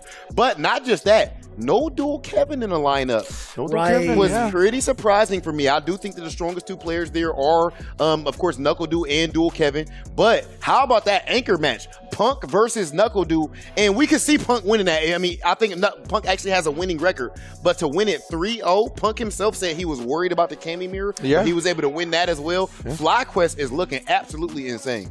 100%, right? Punk has said that I think he usually wins when it's him and Guile, but it's 3-2, right? But in the Cammy mirror, especially as of lately, Du has been beating him convincingly, like 3-0s. I heard Punk outside talking about it, like they're trying to save Du for me because of the Cammy mirror. And look at that. Because Du was locked into Guile at first, Punk was able to overcome that. And Du, I mean, I guess he just didn't feel confident having one game with Cammy, going down, went back to the Guile, and Punk was looking like the evil champ he is. Now to round it out all the way through, we had the two teams at the bottom. They had 10 points apiece, Fighting Spirit versus Red Rooster. Now, I feel like this matchup was the one to bring up the confidence levels. Seeing how as Red Rooster underperformed to the current potential, what do you think is going to need to happen for this team going forward? Well, as far as Red Rooster, in the end of the day, I believe that Mono is going to have to be the guy to take the helm and get a big victory. Sometimes that's all it takes. The guy that you can look at and say, you know what, in the end of the day, that is our leader. It's deeper than just the points that you get. When NuckleDu gets a big win, when Punk gets a big win, and the same thing for any team, it gives you confidence for the rest of your team that is below that player. So I believe that if Mono is to go and do something huge right there, it feels easier for everyone else to compete. When guys know, oh, I got Punk behind me. Yeah. I'm going to play comfortable and calm. That's fair. And I think we're seeing that with Psycho and those guys. So 100%. I do like the fact that they gave Ajax the shot at anchor position, because I think one of the big stories with Red Rooster coming into this, right, Mono was like, you're coming back. We're representing Puerto Rico, right? These are the two Puerto Rican representatives. Obviously, this is a Puerto Rican pride team. So I like giving Ajax that chance to close it out for the team, be in that anchor spot, have that weight on his shoulders. They didn't come through this time, but you got to get people like that accustomed to these moments, right, if they're going to grow and flourish in them later on. I think on the offhand too, from the winner's perspective, when you talk about Fighting Spirit, I think this is a great confidence booster and a little bit of like a nod to like a lot of the hard work that they've come into in preparation for this event, right? We had the big W from DCQ. 3-0 is always going to feel good against any Ed player. So we already got that notched off on the training regimen. NL getting a 2-0 against Zangief. One of the bigger threats, in my opinion, any sort of Zangief, especially Brutus, boom, knocked off another notch. Now we're getting Oil King into his flow as the leader, not only as the facilitator, but also getting his reps in. All right, that's going to be great. So we're slowly building up that confidence for Team Fighting Spirit, and I'm loving the shape they're in, especially with this current outcome. And I'll tell you what, I'm sorry, no, go ahead. I was just going to say, and what a bounce back after week one where they only got 10 points, right? Now finishing it with 40 this week. That's a good look. I mean, we know that this is a team that is capable of coming back from adversity. I can't call it adversity because it was literally only 1 week. Yeah. But we remember back when they were under another banner where they had started off, actually, they had almost a winless season, or literally I remember that season, and they fight all the way back to become champions. So losing in week one, that's not going to be any sweat off of their back pretty much, and they were able to show that right here. Let's take a look at our standings through 2 weeks of Street Fighter League. As you can see, at the top of the list, actually we're going from the bottom to the top, let's do that. Number 6, we have Red Rooster. They starting off on the rough side of things so far, but again, it is only 2 weeks in, and I think they're having a bright spot when it comes to my man Brutus, especially. Shopify Rebellion. Far from a team we would expect to be down there in that 5th spot, even though it's just through 2 weeks. And then we have in our top 4, which you need top 4 to make the playoffs, Bandits in 3rd place, Fighting Spirit, 2nd place, Cloud9, the new blood, all the new guys outside of JB, and then in the 1st place, led by Punk the God. But of course, they had a 40 ball, so that means everyone is playing good. Team FlyQuest. ridiculous play so far. And FlyQuest is it's not one of those situations where the numbers are lying. No. They are looking like the strongest team from top to bottom. Yeah, I want to give big props to Psycho, right? Got put in the position to lead off the teams both weeks, came home with W's, right? That sets the tone. That's similar to what you said with having Punk behind you, you're going to play a lot more comfortable. If the first person on the team gets the dub, that's even more comfort, right? You're like, okay, I can rest a little bit easier now, especially if you got Punk in the anchor position. You're like, as the secondary, you're playing freeform as hell. So definitely, I want to give big props to Psycho really coming out, setting the tone for that team.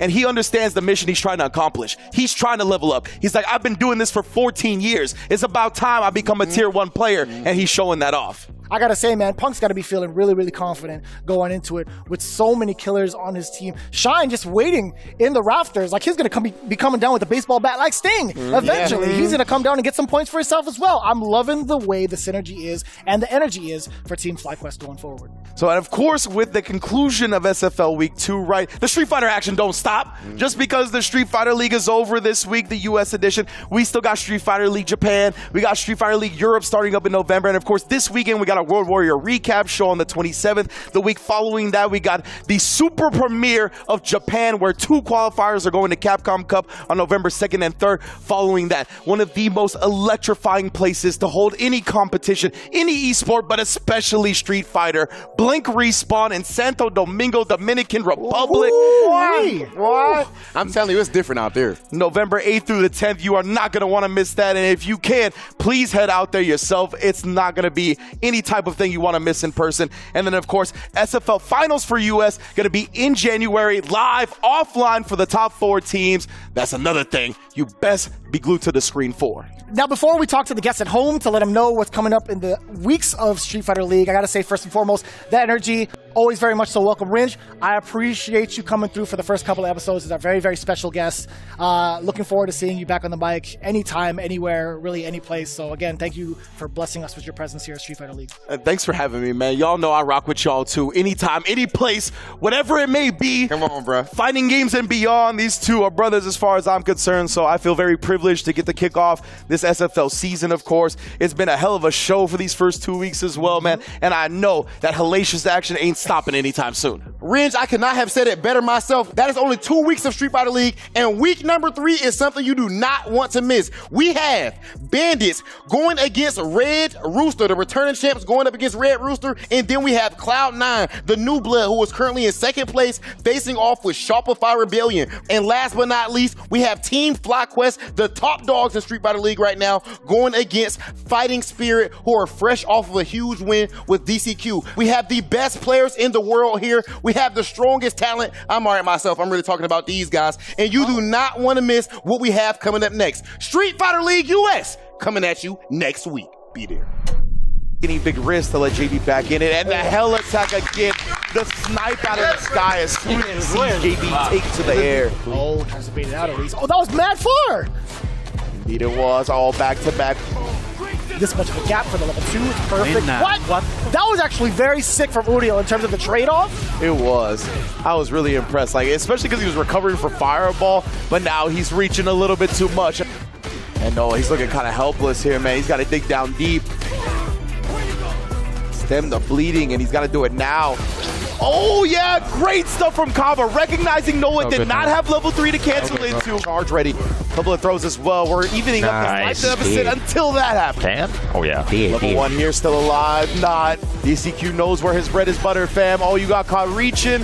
That's a quick lesson. But man, he's trying to make something happen right now. While Punk's in burnout, but the poke back is there.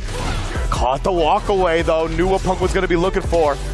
Oh, he tried the back. Let's go. Nice. Punk pulls out the op, snipes the legs with a crouch medium kick, and puts the 40-piece on Shopify Rebellion.